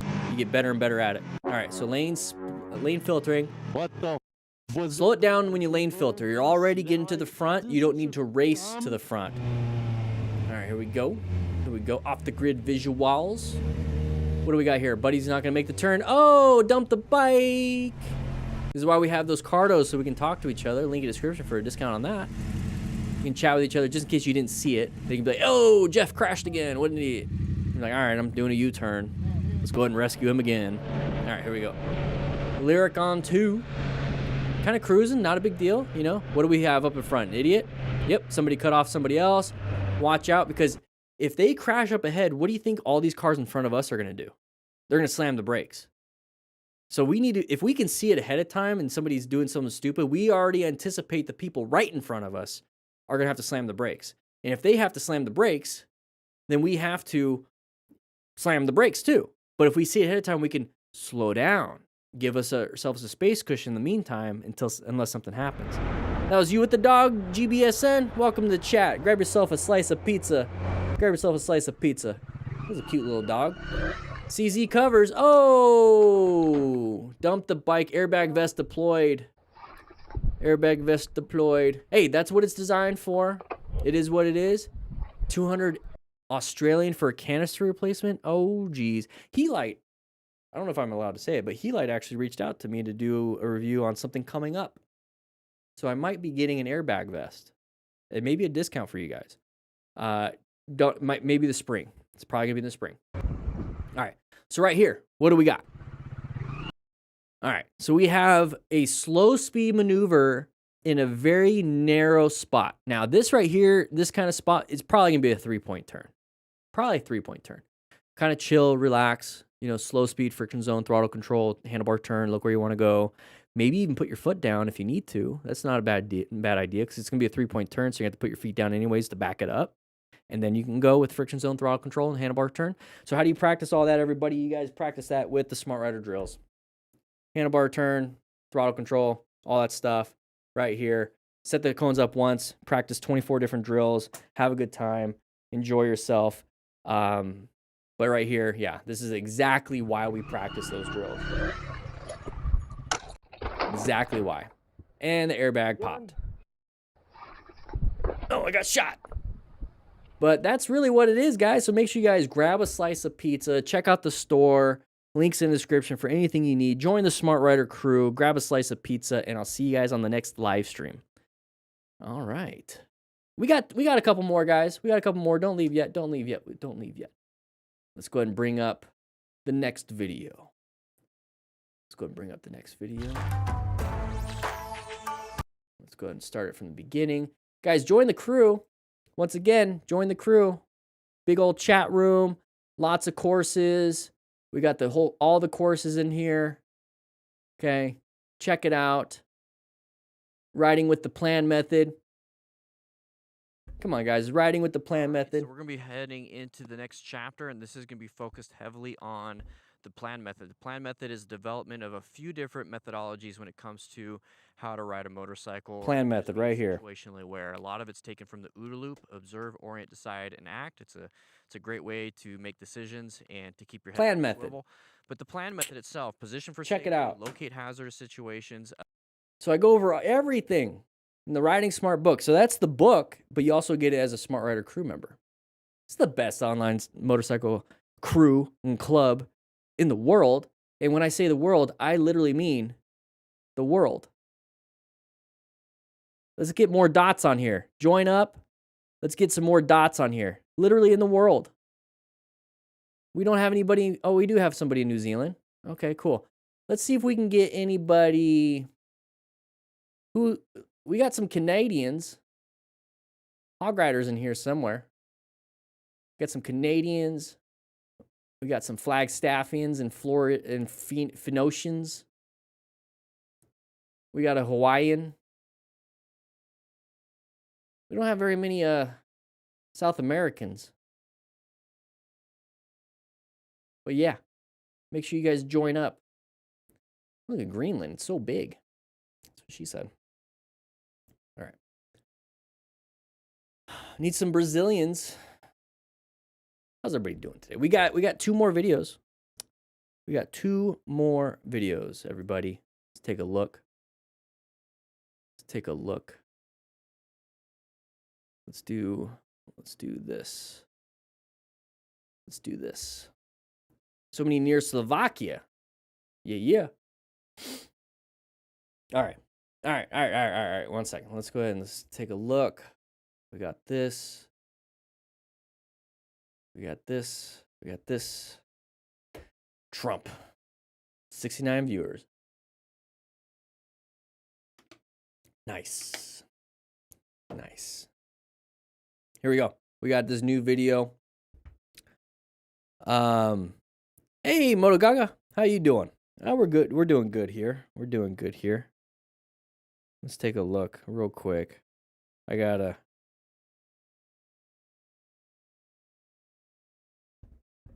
Let's see. 1 sec.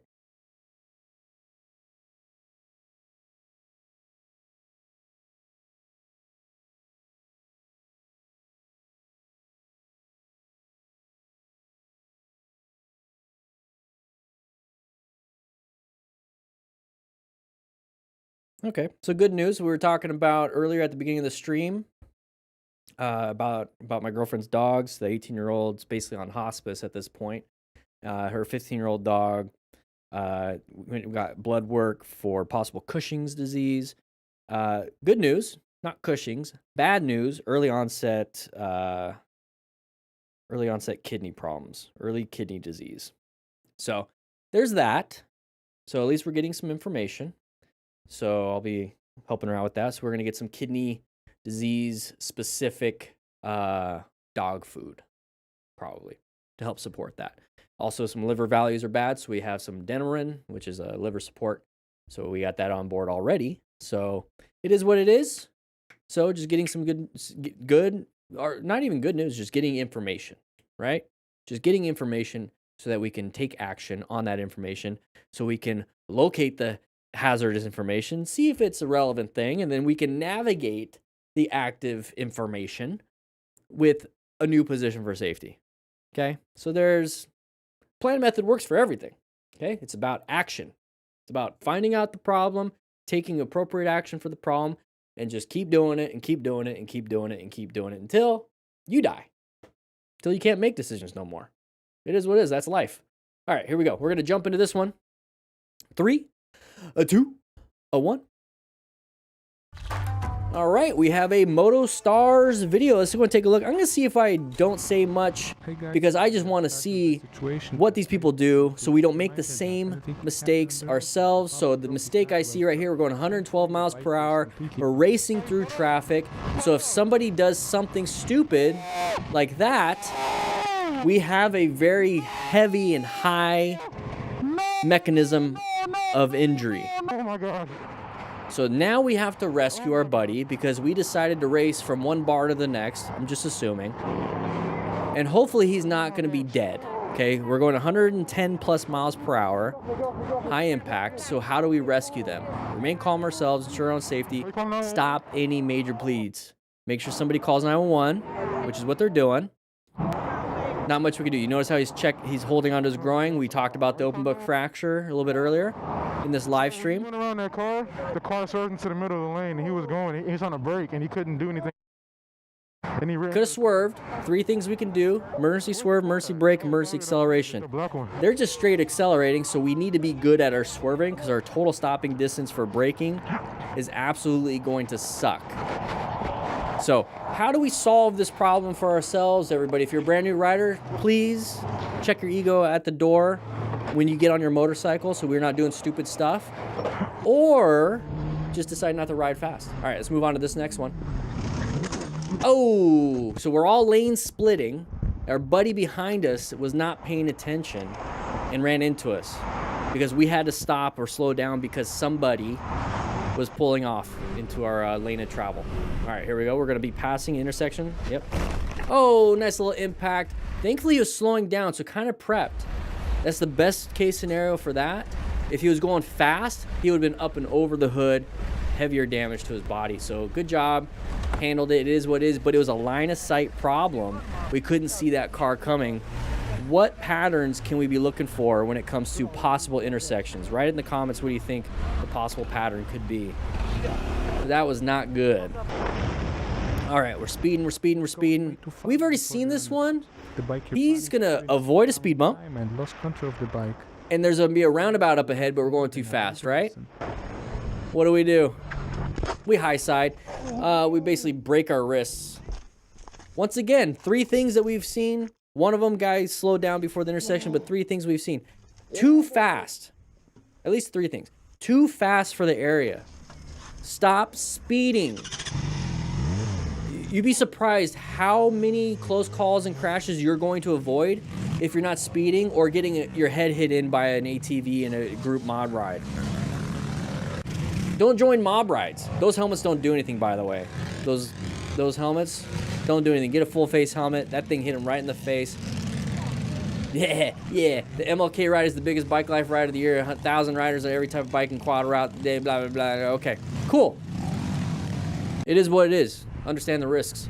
All right, so we're cruising, chilling like a villain. Nice having glasses, protecting his ears. Make sure you have hearing protection to protect your ears.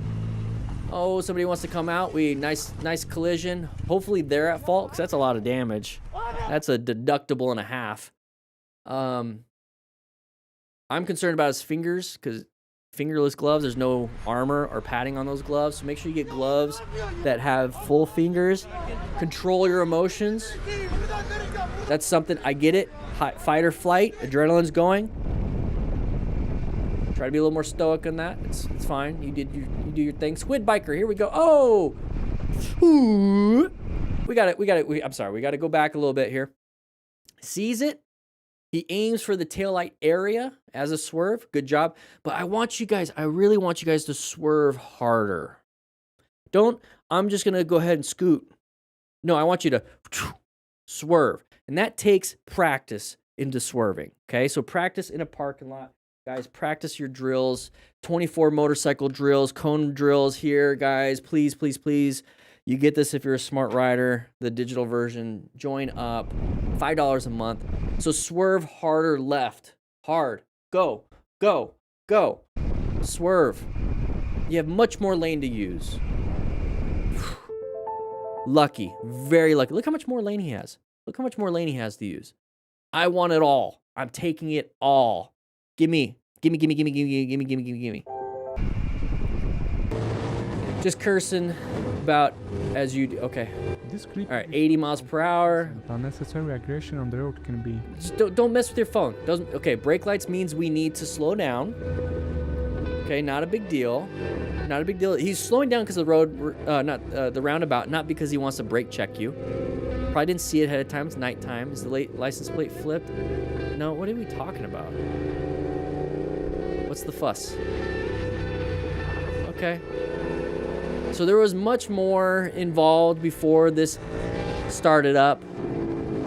Relax. All right, here we go. In and out of traffic. Moto Stars, are we reusing videos? Well, good thing we're just playing through. He's gonna go and lock up his tires and dump the bike.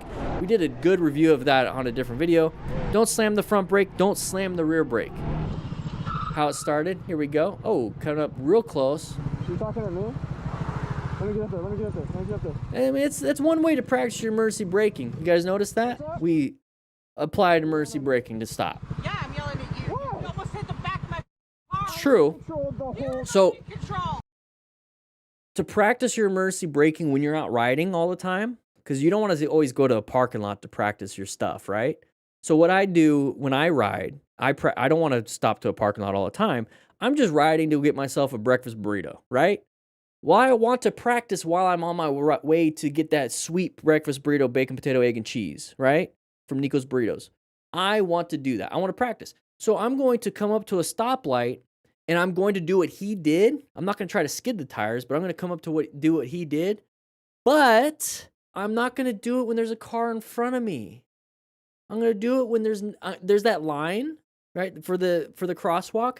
My goal of practice is, okay, I'm coming up. It's a red light. Coming up. Getting ready, getting prepped. Progressive, and then try to stop before that white line. I'm not going to stop before I hit a Prius, because you're going to piss people off. You're going to piss people off. I see you, kid. And she's probably going to get a breakfast burrito, and you ruin her day. That's why I parked you the Now, can one of you guys... Yeah. Can one of you guys get me a breakfast burrito? I know we have a bunch of pizzas here. Colin, can you go get me a breakfast burrito from Nico's up the road? Number 1, bacon, egg, potato, and cheese. I don't need any salsa. Appreciate it. Thank you. All right, here we go. New York Bike Meets. Clearly didn't actively splitting and tried everything Okay. to block the road. So line of sight, very good lane positioning, but our space cushion's too close. Roll off the throttle to allow traffic to kind of move ahead. Oh, we're getting too close. We're getting boxed in at this point. Let the idiots be in front. Okay, new position. Good job switching over. Open lane pattern, they switched over. Try to stay away from cars. Just stay away from cars as best you can. All right. Oh, not much we could have done in that situation. The guy went from the left lane to make a right-handed turn. That sucks. We're full gear, guys. Making sure my camera mount is tight. All of a sudden, driver right behind me comes up and smashes right. What do we Into the guy in front of me. have Alzheimer's? Thumbs up. Just kidding. Oh, that's a good lesson right there. Can I pause it? Can I pause it? Yes, I'm pausing it. I don't care. This right here is why I park off to the sides. When I say sides, I mean the sides of my lane. I'm on the line. I don't care. These people can get away from me. I'm on the line. If a car behind me at an intersection comes up and does this, fast or slow, I'm getting smashed into the car in front of me. I'm getting sandwiched. This happens to firefighters. This happens to police officers all the time. There's specific training for scene management for these public safety individuals that you don't get in between a vehicle and another vehicle. You're always off to the sides, always, because of this. So many people get their legs cut off. So many people just get killed. I smashed So much. Be off to the side. So right here, off to the side. Off to the side. Like a lane split, a lane filtering position. You're not going anywhere if you can't lane filter in your state. In Arizona, I can. But even if you get stopped because you can't make it any further because they're too close, okay, you had to stop, right? Still, be off to in the lane filtering lane position. Because if they hit you, you go forward. You don't get sandwiched. You might still get hit, but there's nothing in front of you to stop you to get sandwiched. Oh, not good, not good. Smashes right there. I smash into the guy in front of me. Yeah. It's okay. And that happens in car accidents. Usually at intersections, 3 vehicles are in an accident. There's the vehicle in the very back that hits the middle car. That middle car has rear end damage now, and they get pushed into the car in front of them. They have front end and rear end damage now, so the front car gets rear end damage, the back car gets front end damage, the middle car gets both. But with a car, you have crumple zones on both sides, you have seat belts and airbags. Oh, jeez, I'm talking about airbags here.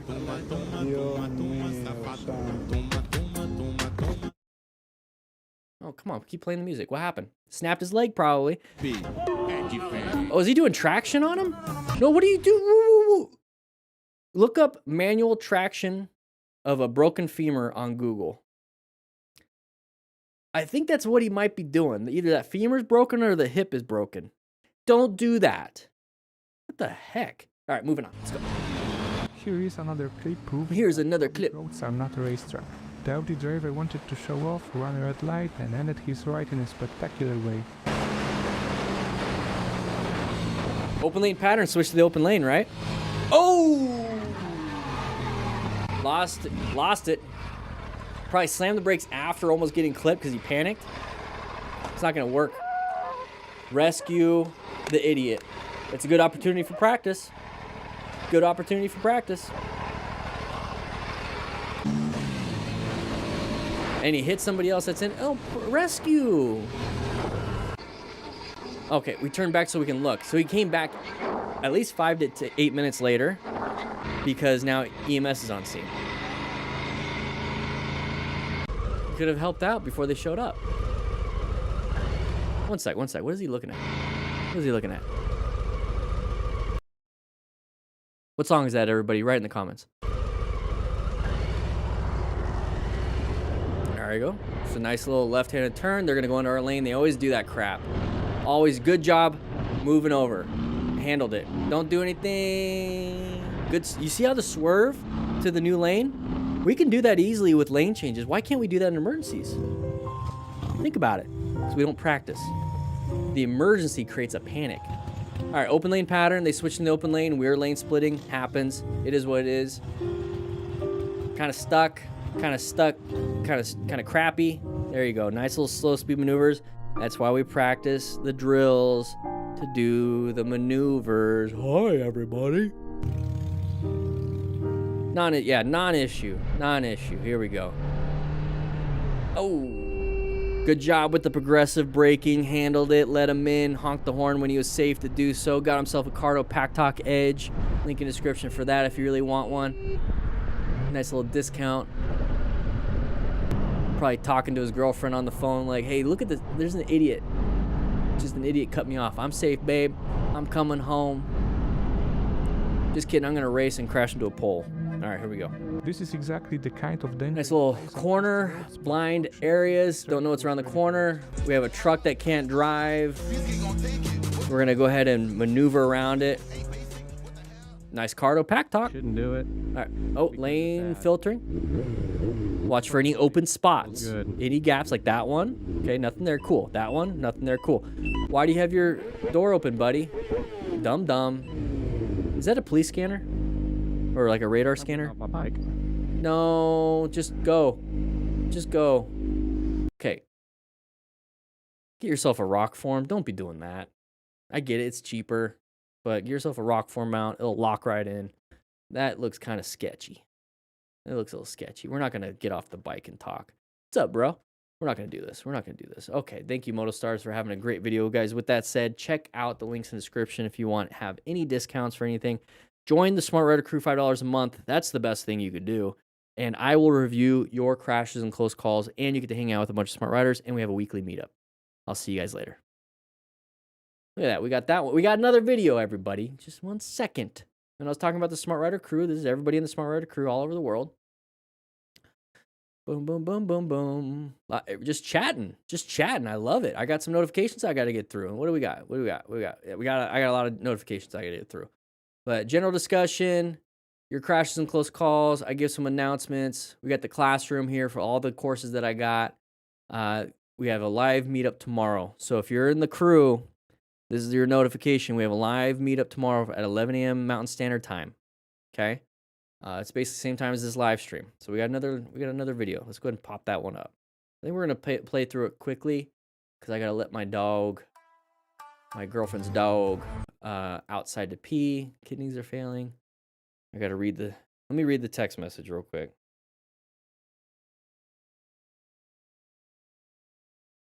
Okay, and then I gotta go to Costco after this.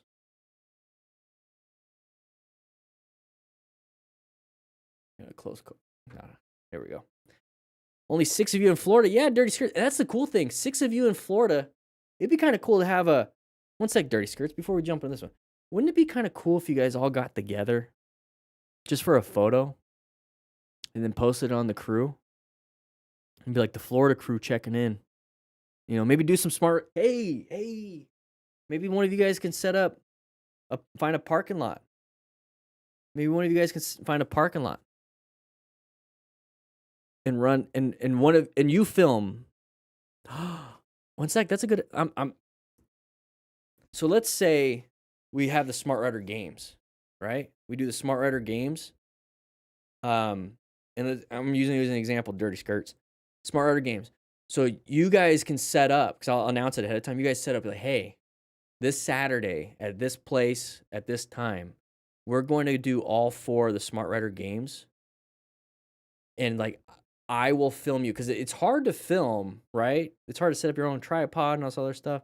It's like, hey, I'll bring the cones, like, and we'll just use we'll record each other on our phones, and then we'll share the footage or whatever, and we'll upload it, like, because I'll have a way to upload it, at least submit it. There you go, a way to submit it, and then it's like you guys are done.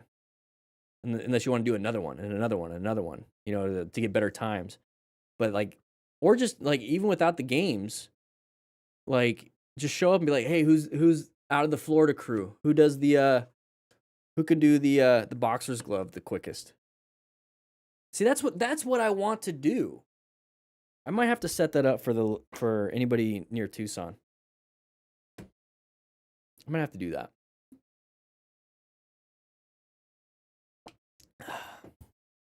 What's up?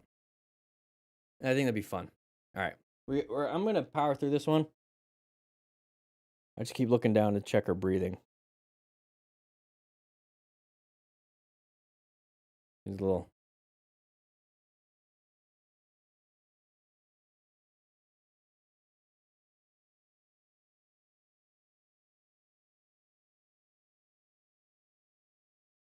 Just sleeping. I'll send that to my girlfriend. She likes to keep an eye on it. She's worried. She's at work. She had the whole weekend to hang out. Yeah, have a straight up contest of the drills. I think that'd be kind of cool. But please, if you're going to do that, record it and post it on the crew. I think that would be really cool. I think that'd be really cool. Or at least pictures. You don't have to post the videos. Maybe no videos. Let's just say, just take some really cool action shots. You know how like people are taking action shots? Like when, like, you know how people get on, we always make fun of them a little bit. Well, not always make fun of them, but you know how like people are like on the corners, like, look at me get my knee down. And so they take those really cool pictures, right? For the gram. But like, it'd be really cool to get some really cool pictures of like that really sharp turn around that cone. You know what I mean? Like a really sharp turn, like around that cone. There's that cool picture. I mean, and that's the cool thing about the drills is that it's a tiny spot. You don't need a lot of room. So as long as you're staying on the outside of the cones, like you're pretty close no matter what. It's a spectator sport at that point. Also, just get some really cool shots. I would love that. We got the GoPros and DJIs. Nice. All right, guys. I'm gonna just do like a non-stop, like I did on the last video for this one too, because like I said, I got a lot of stuff to do. I'm gonna do a lot of editing, and then I'm gonna hang out with her. I gotta take her out to the bathroom and whatnot. She's just chilling. Got some footage of me going through some of the drills yet. Nice, iRobot. Ooh, that's not a good name for a drill, snowman. Nice, Elad. Yeah, that's what I want. Like, that's the point. God, I'm losing people already. That's fine. That's what I want, is that we have our crew. Think about it. Dirty Skirts and Elad and everybody. Think about it. The whole point of the crew, remember right here, teaches and mentors other motorcycle riders. So we're becoming leaders in our own little spots, right? We're becoming little, like mini chapters of our little spots. So if I'm able to provide the materials,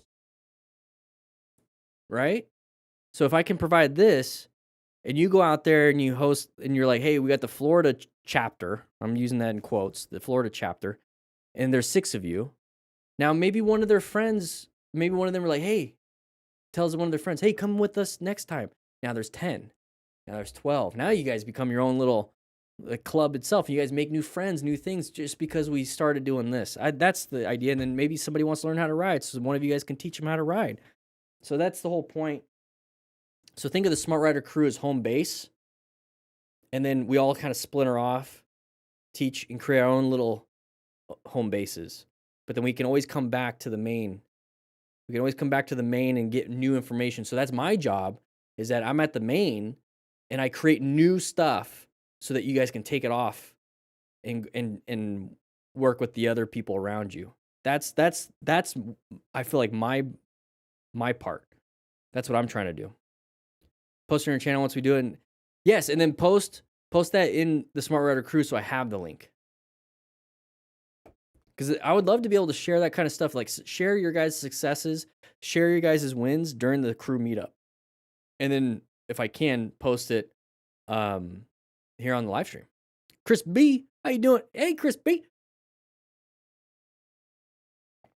But the whole thing about the Smart Rider crew is that we're focused on being good people, good humans. That takes accountability, responsibility, has an abundance of discipline and motivation, and having fun. And helping each other through tough things. All right, here we go. We're gonna jump through this one. Then I got to get off because I got to go to Costco, and I got to take care of this dog. Poor girl. So here we go. 3, 2. We're just gonna power through it. 1. All right, we have a Moto Stars video. This is an older one, but we're gonna be going over crashes and close calls. So if you're a brand new rider, we're going to learn what not to do. And if you're an experienced rider, just have fun looking at this. All right, here we go. Some unexpected Going 150. We're probably going to have speed wobbles. We're going to hit a bump. Probably one of the reflectors. And we're going to... There it is. There it is. I did not watch this ahead of time. But that's a very common thing that happens. It's called speed wobbles for a reason. And then this turns into death wobbles for a reason. All right. Same thing. Same thing. Hits the little reflector, and then the grooves on the California, Highways kind of do that. So very careful. What can we do to prevent that? Oh. What can we do to prevent the speed wobbles? Just roll off the throttle and do the speed limit. Check the PSI on your tires. Make sure your suspension is doing well. Sometimes it's a mechanical issue. Look at that sweet bug. You don't see those very often. Are we do a wheelie? Perfect area to do a wheelie. No traffic, wide open, space cushions left and the right. Hopefully we have full gear because with wheelies, he's got gear for his bike. So if he crashes, he got crash bars. Hopefully we have gear for us because it's a high risk maneuver. So we are going to fail sometimes. And we don't want to have permanent injuries. Might have a bruise here and there. Hopefully a very small fracture, not a complete compound fracture. And we don't have anybody near us. So if you can't get up, this is where having that cardo pack talk. You can call 911 and just keep the helmet on and talk inside your helmet.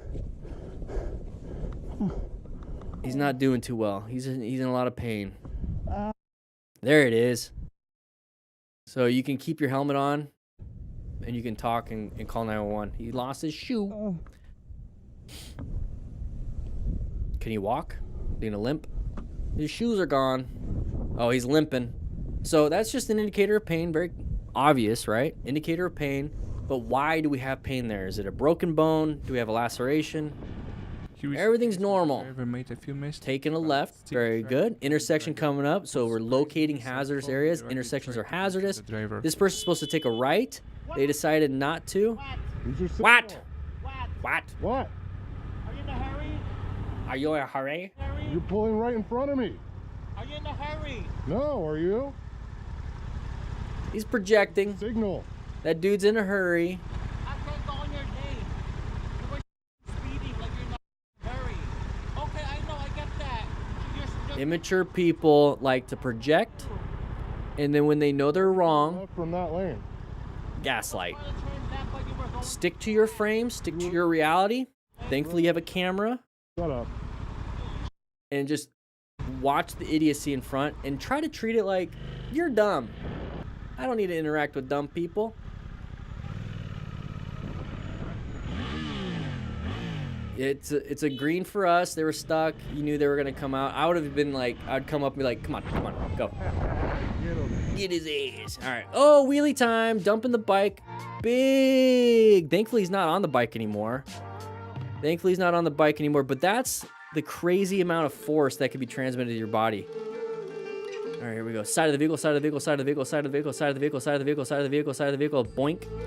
All right. Dirt bike goons. Behavior is completely buffed. So with that last one, if we saw the side of the vehicle ahead of time, we could have rolled off the throttle, get prepared for braking. Could have maybe stopped before hitting, but did a good job. Whoa! You're not going to win that fight. No reason to get close. No reason to get close. Unless you want to get the license plate. Boom, we got the license plate. Back off. You have footage. Call it in. And now there's footage of reckless driving and whatever charges the cops want to do. If they want to do. Give him some points on his license, whatever it is.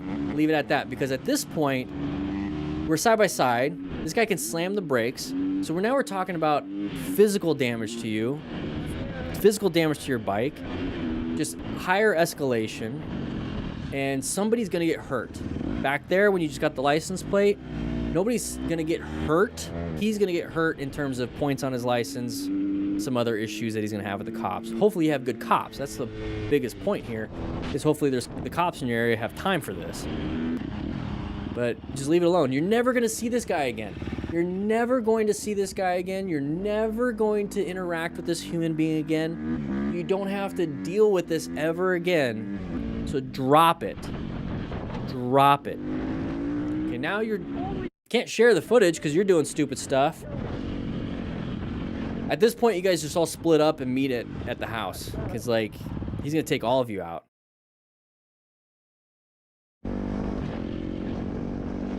It's stupid. All right. Dangerously cut off by Audi.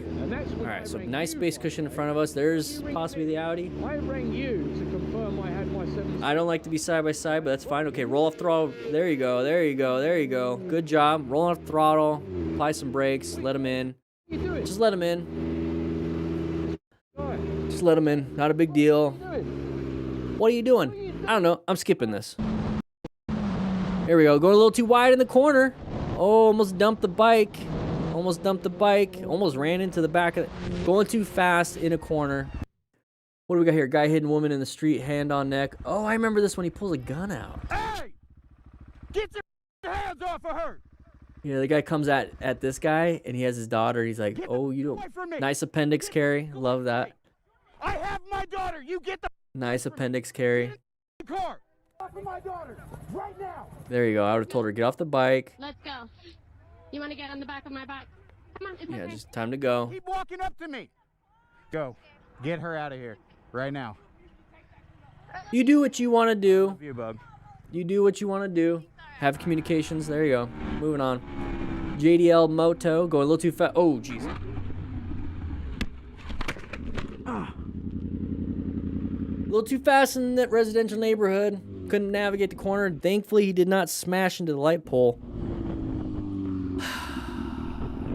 Great looking grass. Nice front yard. He's fine. He's doing fine. Love how everybody came to check on his buddy. Don't give a crap about his bike. The main reason for this rider got into trouble.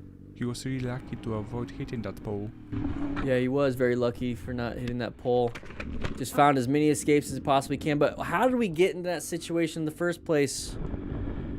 We were going too fast, trying to keep up with our buddies. If they have a higher skill level than you, and you're trying to keep up with that, and you don't have that skill level, you're gonna mess up. Ooh, rain, loss of traction. It is what it is. Sound effects make it sound a little bit more. Thankfully, his buddy didn't run him over. Yeah, he's got crash guard, so he's doing fine. Seems like everyone's doing fine. Loss of traction in a corner because of the road surface hazards. There you go. Some dude tried to hit me off my bike when I first got it. Okay. At this point, you're boxing him in. You see how he's like moving more left to box in this vehicle? Just. You almost hit me. So I was gonna say, roll off the throttle or apply the brakes, let him forward. But this guy wanted to talk, so it doesn't matter what you're gonna do. So just have that conversation. Be like, all right, buddy. When you're kind of passive and you're just like, if the guy wants to talk, he's like, you're not supposed to be racing. You're just a community. It's like, all right, man, I got it. Thank you. Appreciate it. Yeah, good job. Yeah, you're important. Yeah, go home. Go and write in your diary that you did something good. All right, man. All right. All right, see you later. Make it sound like you don't care. Because you really don't. And make it fun. You're like having fun. It's like, oh, this guy's an idiot. All right. Whatever. All right.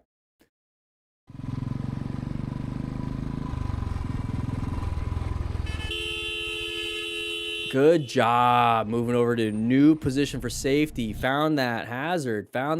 Saw it right there. Navigated to the new position for safety, which is going to be that escape path off to the left. Best you could do. Because if he swerves right, get hit by the other car. Goes straight, gets hit by that car. Has to move over.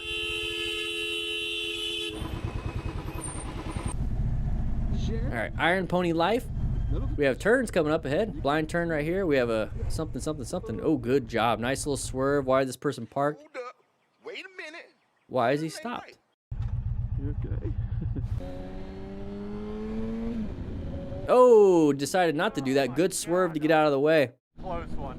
People think they could just move over and I'm getting on the interstate. I need to do that. Side of the... I'll keep my mouth shut. All right, here we go. Piece of time. Okay, we moved over to a new open lane. This is our open lane pattern. What about this guy? Oh, it's coming over in our lane. Move over to new lane. Good job. New position for safety. Get back in our lane. Because it's an open lane pattern. We don't want to be stuck behind the blue truck. There it is. Simple. That's just traffic. Okay, we're about to be in the blind spot. We see the blinker. He sees it. Let him in. Just let him in. Let him in. No. Okay. Not a big deal. Okay, now emergency accelerate out. Get out of that. All right, here we go. Schmidzy roundabout. Sorry, mate. I did not see you. I didn't see you. There we go. Changes lanes. Why we do that? Yep. Good job. It happens. There There we go. Oh. Good job with a nice little position. Nice little switch of the lane. All right, what do we got here? Oh, line of sight. Checking. Going to emergency accelerate. Okay, that's why we practiced that. Oh, side of the vehicle. They saw it. We saw it. We moved over. Everyone handled it. Everyone's good. Love it. They weren't anticipating you going in that open spot. We were 5 minutes into that video that he's recording. We're going way too fast. We're probably just like doing this for the funds. Found the escape, moved over back into our lane. It is what it is. At high speed, you have to make quick changes. So just, if you're not good at quick changes, slow it down. If you're good at quick changes, doesn't mean you should speed up. It's going 150 right there when he's looking up. He was probably going 170. I don't think that's that's probably kilometers an hour. Is that kilometers an hour? Let's see the license plate. That looks 863. Somebody look up the area code for 863. This looks like it's America. Let's see. Is that like... This looks like America. It's not a European license plate. We're going 150 miles per hour. Please wear some gear. Gloves will give you a better tactile feel if you're sweaty. Ooh. Hit a road surface hazard. Road surface hazard. Yeah, just that little thing. So imagine in a corner. The biker in front was nice ladder. That he forgot to keep a safe distance, which ended in a pretty spectacular crash for him. Interesting. Oh, not paying attention. Lost everything. Oh, jeez. Is he attached to the ladder? He's attached to the ladder. All right, not much you can do there. Pay attention, find that escape, go through it. All right, what do we got here? What's up, Grandpa? Nice little cruiser. Not cruiser, it's a dual sport enduro, but I'm saying he's cruising. Oh, what are you doing, buddy? What are you doing? Passing everybody? Okay, that's fine.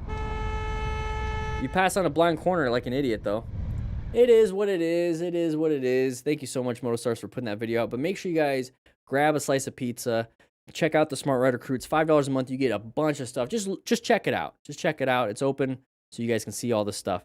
But with that said, hope you guys ride safe, be safe, and I'll see you on the next live stream. Where is it? Central Florida. See that? 150, at least 150. At least 150. Guys, check out the Smart Rider Crew. We have our online meetup happening in 22 hours. 22 hours. And tomorrow at 11 a.m. Mountain Standard Time, we're gonna be chatting. I'm gonna come up with a lesson for us. Something small. I think we talked about how we're just gonna kind of catch up, do like a 15-minute like lesson, and then just kind of hang out and maybe talk about what the future stuff is, and then set up the next meetup. But you know what I can do is I'll go over the Tremoto kit. That's what I'll do. Or I'll go over my kit. I have my own kit. I'll get it out of the van. I'll go over the medical supplies that I have and why. I could do that. I think it's a good, easy start. How it applies to motorcycle riding, how it applies that even if you just have a trauma kit, it's just good to have at home. So make sure you guys join up. I'll go over a trauma kit tomorrow for about 15 minutes, and we'll just hang out and chat. It was really cool. We had about 10 to 15 people in there last stream. It was a weird time, so we'll see if we can make it happen. That's why we picked 11. I will. Thank you, Dirty Skirts. Thank you, guys. I'm gonna be taking Mia over here to the bathroom. She's sleeping though. I don't really want to mess with her, but I gotta pick her up anyway. She can't be in the office. She's just sleeping. She's not feeling good. Not feeling good. But I'm gonna go to the Costco and get some food. But with that said, hope you guys ride safe, be safe. I'll see you guys later.